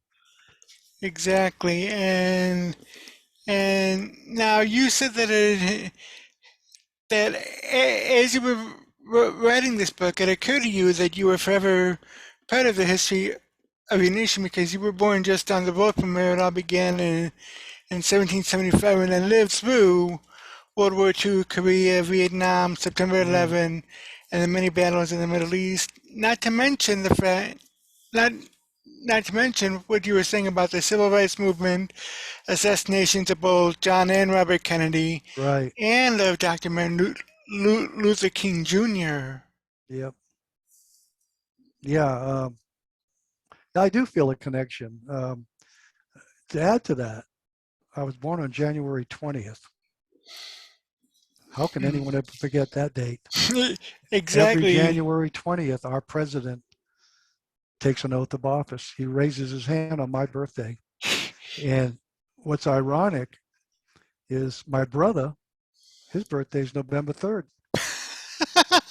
And so I guess there's a connection somewhere. I don't know, Rick, how to explain that, Rick. Yeah, and you Yeah. mentioned I was born right down the road from Boston, Massachusetts, when they had the Tea Party. Hmm. A lot of history, a lot of history there. But I do feel a bond to that. I don't know why. You know, I allowed them to use my birthday to take the oath of office. How's that? That's a good one. I remember that. Yeah. No, but yeah, it said that, yeah, it said that in your lifetime, 14 men have taken the oath of office as president of this great nation.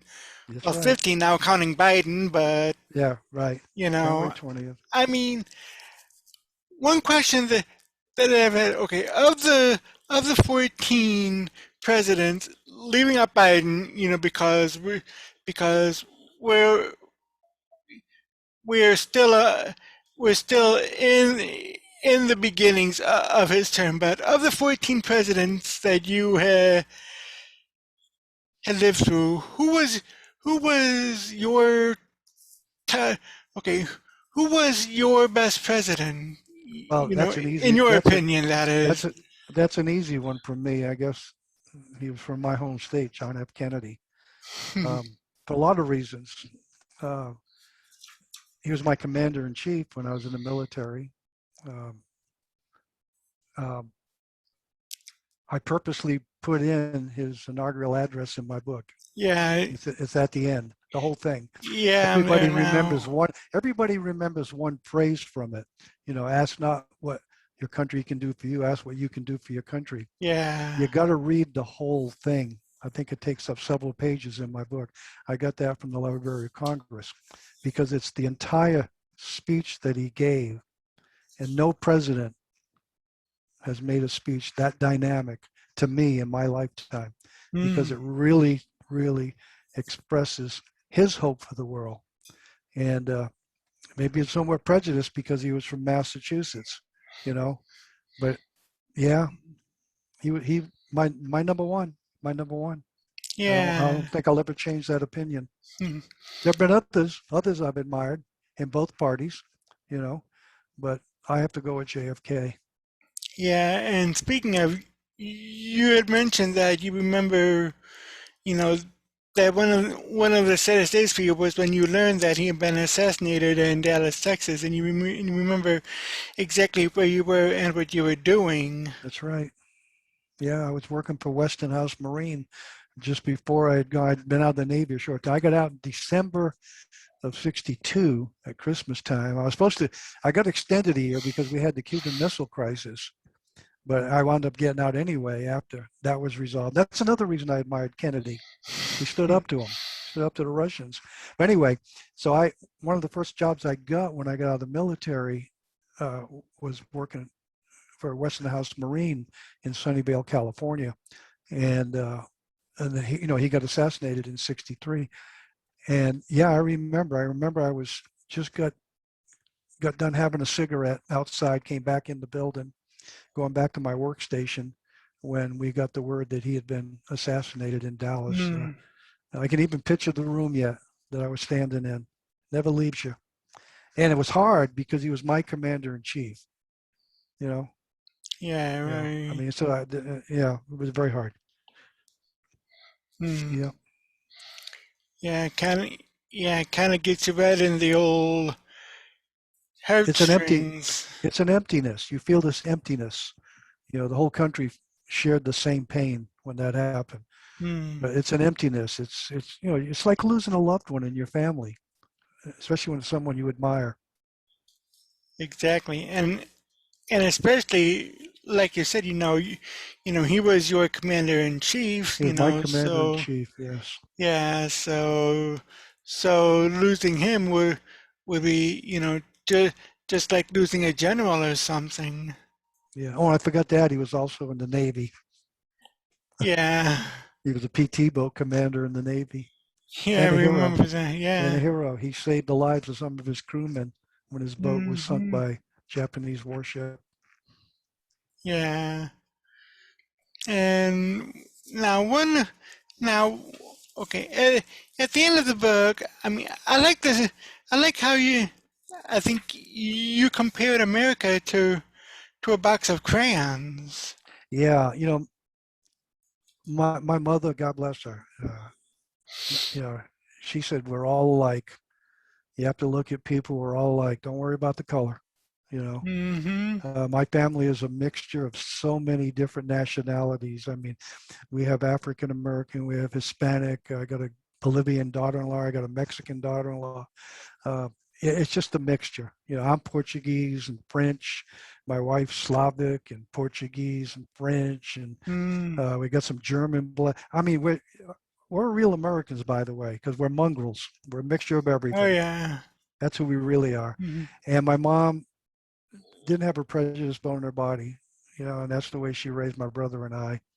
And the crayons, I was trying to express at the end of the book that the people that read it is that's what the world is. If you look at a box of crayons and picture that box to be the world and look inside that box and you see all those different colors living next to each other. And that was just a way for me to say, there's Martin Luther King's dream.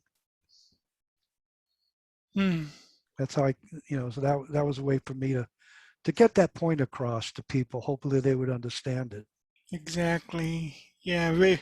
Yeah. And your last and, and a couple of last sentences in your book is powerful too. You know that voting is a God-given right, and it's the only Correct. check and balance method that we have to ensure that our nation, our republic, remains free to allow us to continue this experiment called democracy. And if someone tells you different, then they're wrong.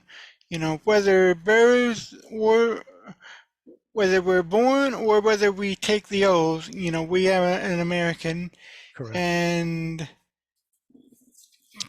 powerful that you say that people don't believe that, you know, pull out the birth certificate and look for Democrat, Republican, Independent, Conservative, Liberal, Left, Right, or Center.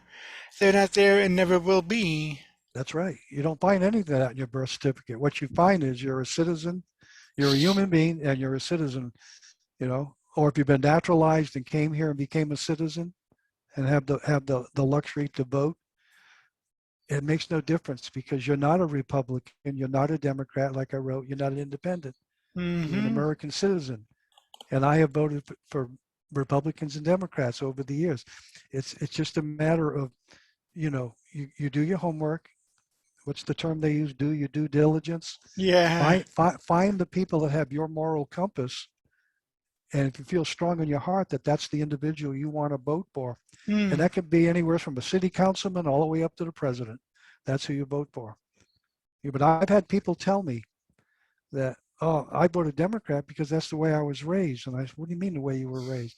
Well, my mom and dad, my grandparents were Democrat. Or my mom and dad and grandparents were Republican. I'm saying, but that's not right. Don't you vote for yourself? You're not voting for Mm. your mom and dad. They have their views. They decided who they like. And if you want to support Mm. their views, that's great. But make sure that's what you want to do. You know, look at the candidates. You know, I probably made wrong decision on some that I voted for, but I like to be able to have freedom of choice.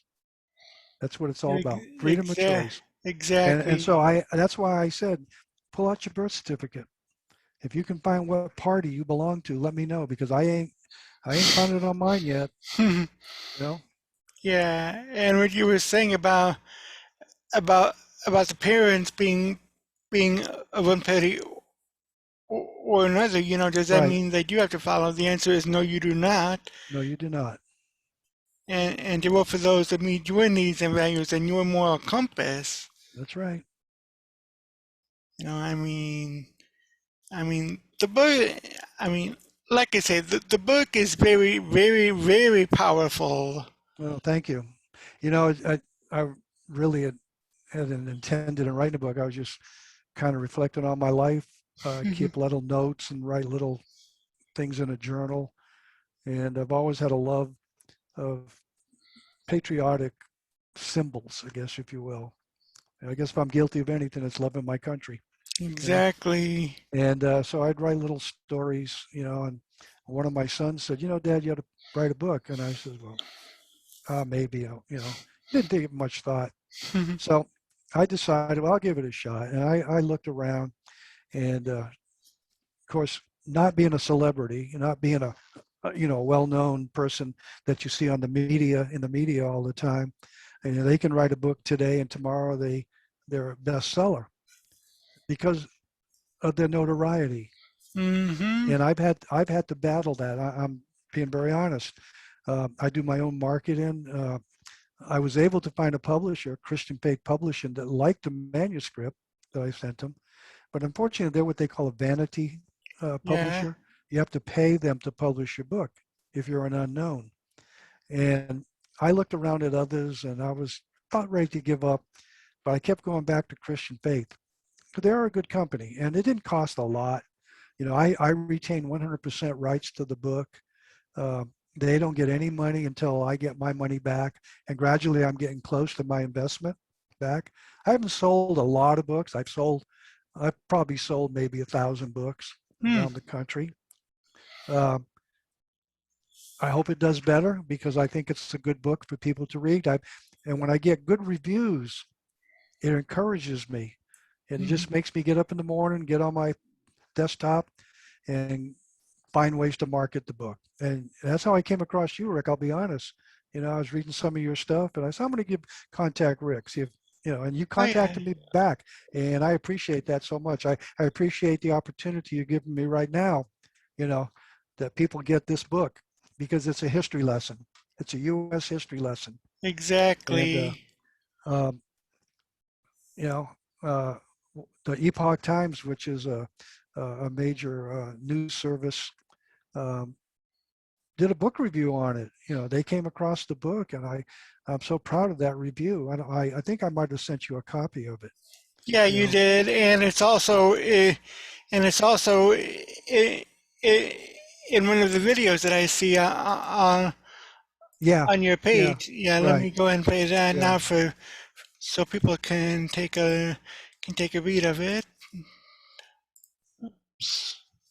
So anyway, it, after I'd seen that review, I said, well, you know what? I guess I did the right thing writing this book. I was getting a little, disappointed at times, but um, Yeah.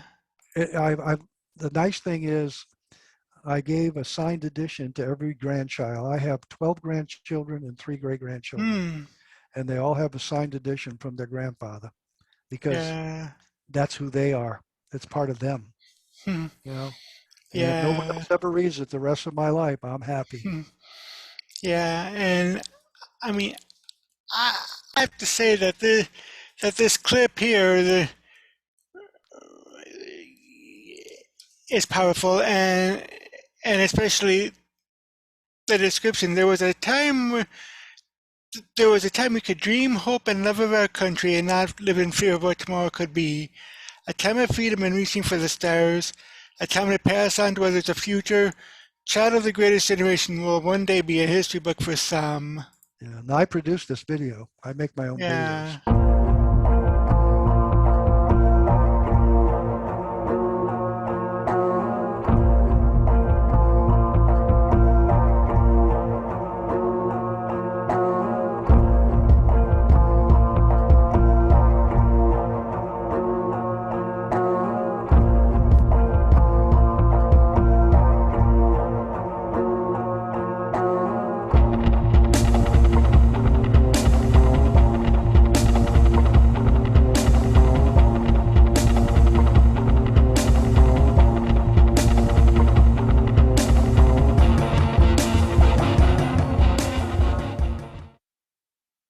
Yeah, that's the news article from the newspaper. Yeah, the reviewer, she lives back here. She's a school teacher, retired school teacher, and she works for that newspaper. And she lives in New England. And she called me, was able to get my personal phone.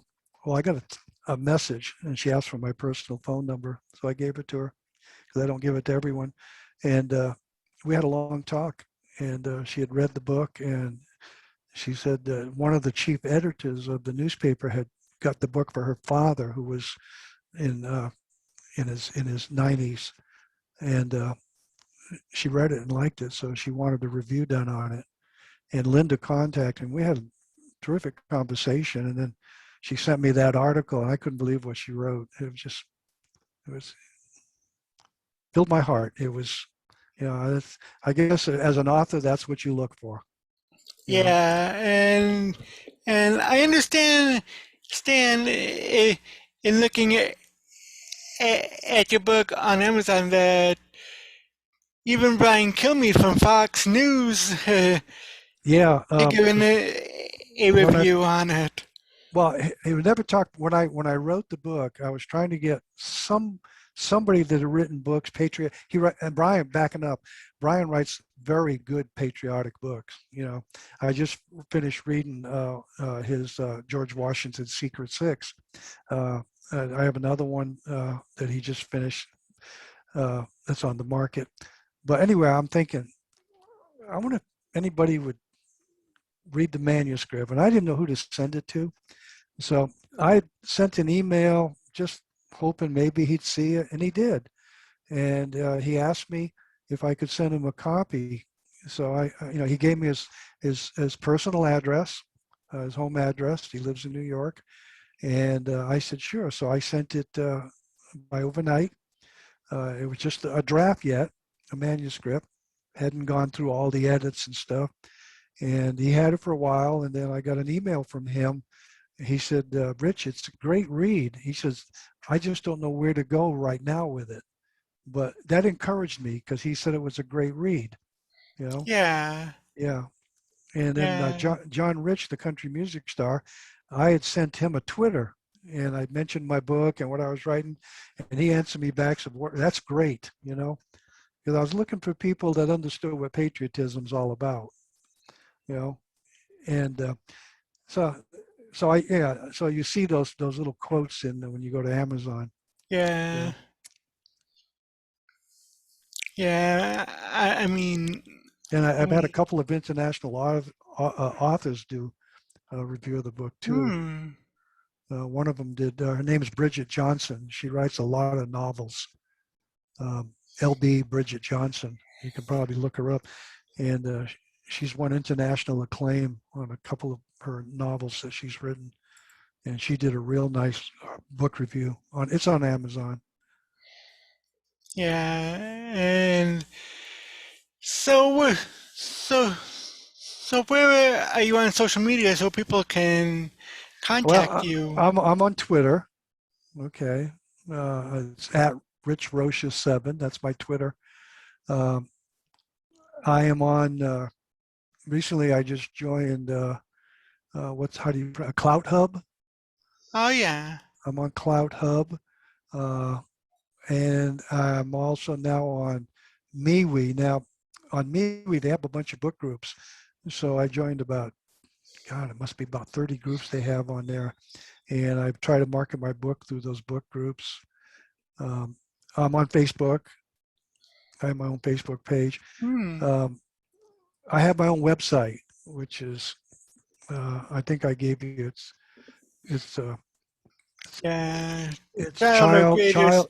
childofgreatestgeneration.com. Yeah, it's the book Yeah. title except the word "the" is missing because someone else had used that.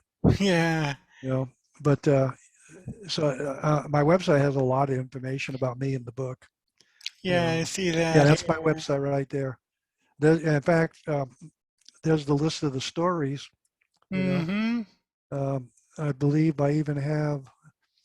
If you scroll down, might even have the review. There's the review right there. Yeah. Yeah, and I got links to where they can get the book if they're interested. Nice. Nice. Yeah, and then I Yeah. recently contacted Christian Pay. The ebook doesn't seem to do well.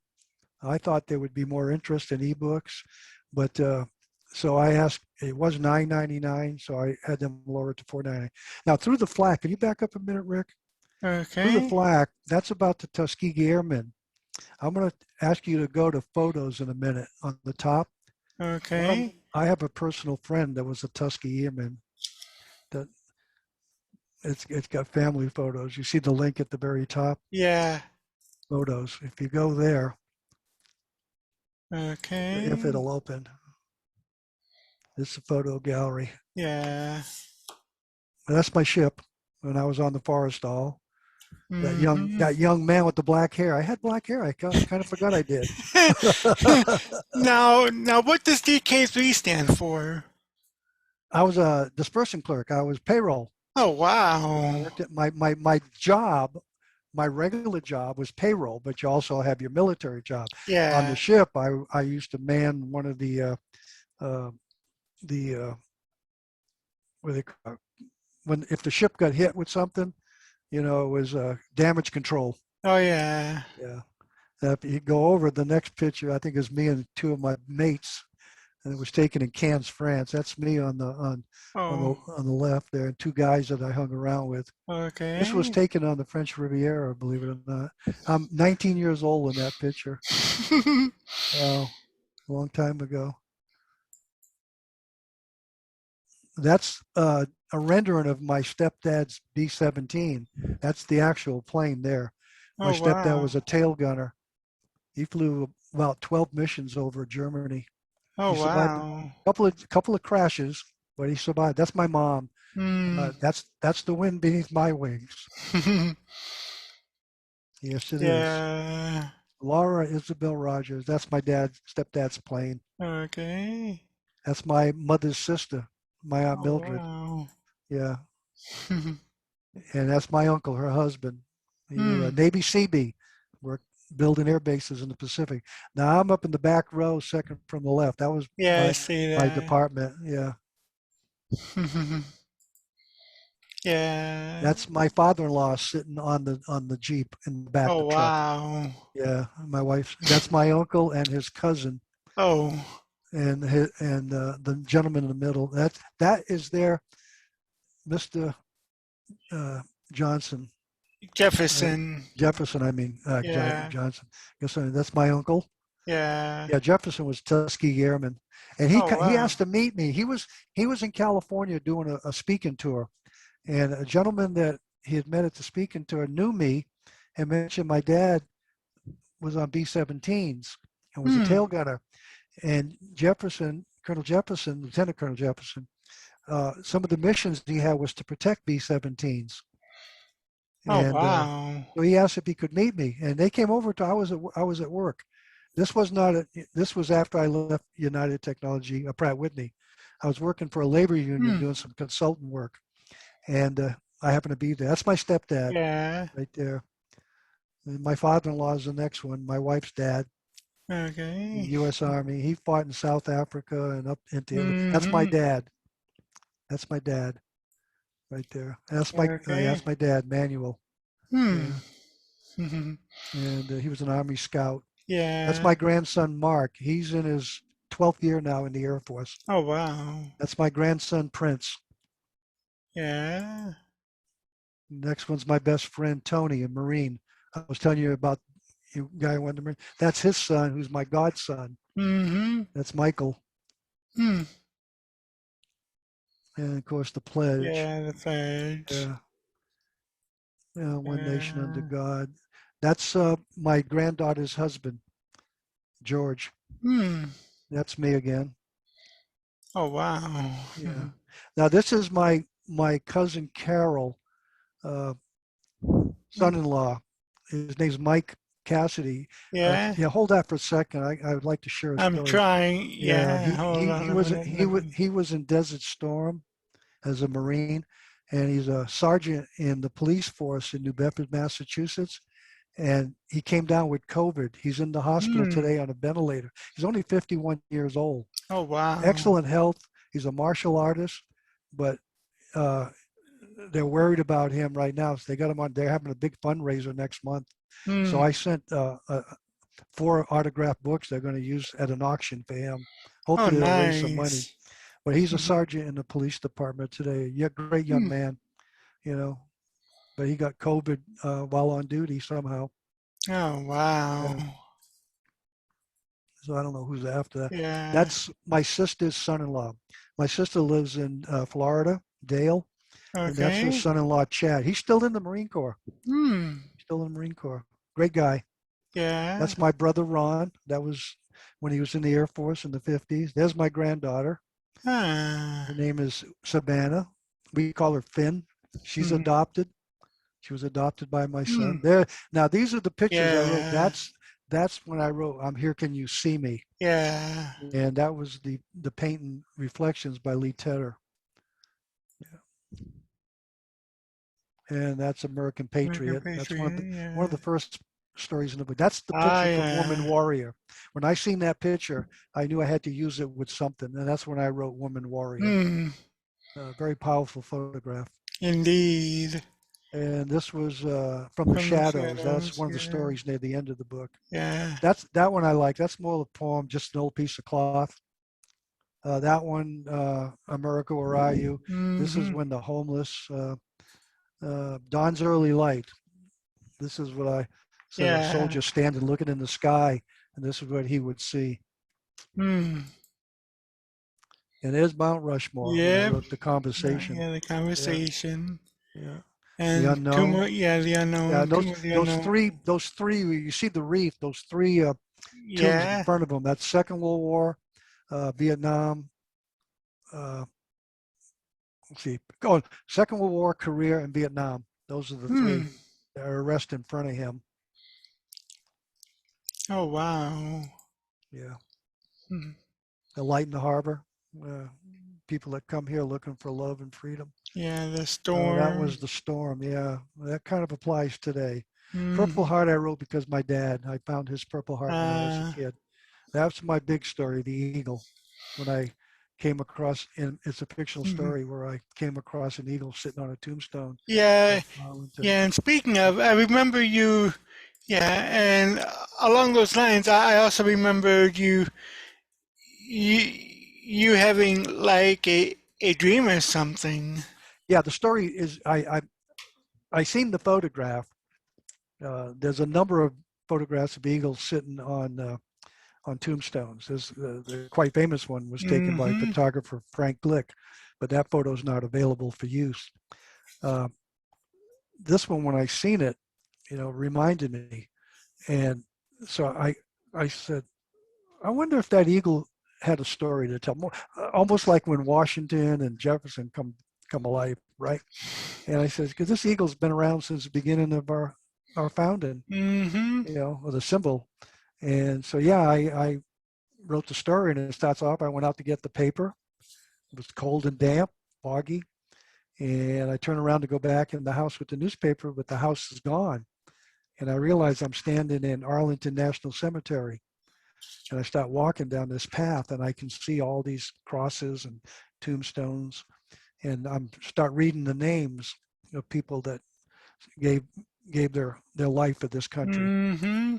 And I come across an eagle sitting on a tombstone, and I kind of looking at him, and I walk around, and he's crying. I can see the tears rolling down his face, and he looks up at me, and and he starts speaking to me.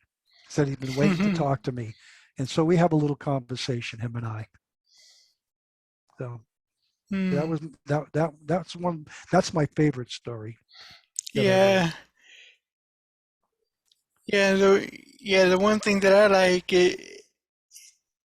when you remark to the Eagle that he knew on April 18, 1775, a gentleman by the name of Paul Revere, he's one of the citizens now forever you were born that the British were coming, and the Eagle let out a loud laugh and said, "I know I was with them that night Leading, leading the way." I was leading the way. Yep, yeah. Mhm. I'm that. I guess of all my little things I've written, that's my favorite. To me, it says a lot. It says a lot about this country, Exactly. and basically because it honors the young men and women that have given so much. Hmm. You know, given so much. Yeah. Yeah, kind of like the one song by Billy Ray Cyrus, "Some gave all, Yep, all gave yep. some," That's and right. you know, your book just bring, brings that brings that all out. Yeah, Some do give all, yeah. and we don't even realize it. And in the book, I list the names I'm reading as I'm walking, Mm-hmm. and the year. Those are all actual people in my life. Hmm. I didn't, and a lot of people didn't know that. They're either family or friends. Oh I wow. just used their last name, and they were all in the military at one time or another. Hmm. Yeah. Well, I do thank you for this time, and thank you for your service, and thank you for writing this wonderful book, which I think needs to get out into the hands of many people. Well, hopefully, I appreciate your help with that, Rick.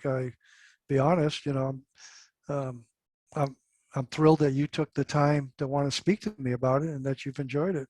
Oh yeah, So I look forward. We'll see where it goes. ex- You know. exactly. And like I said, like I said, I know of a few friends whom who might be interested in this. And as a matter of fact, some friends are having a Fourth of July celebration, and I'll talk to them. Sure. See if they can bring that book in. As a matter of fact, I think it's right up by five from you in Oregon. Okay. Yeah. And I mean, I'm willing to talk to anyone who wants to talk about the book. I Oh appreciate yeah. it. You know, I think right now, it. I mean, there's a lot of good books about this country.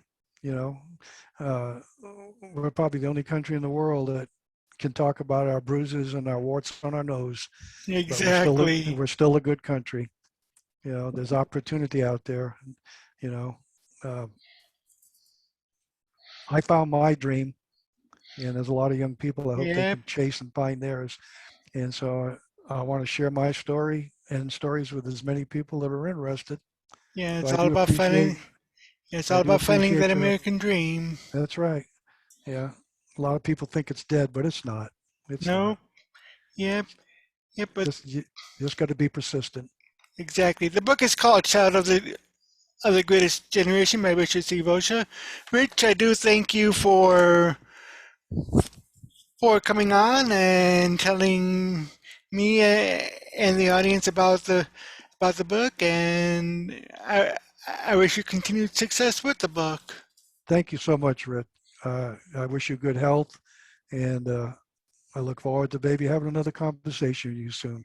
Exactly. And that's going to do it for the news for this week. I am Mick Bulow. Again, if you like what you watch, please go ahead and hit the thumbs up button. Also subscribe and tell your friends, tell your neighbors, tell an enemy or two even. And I will be back next week. Until next time, peace.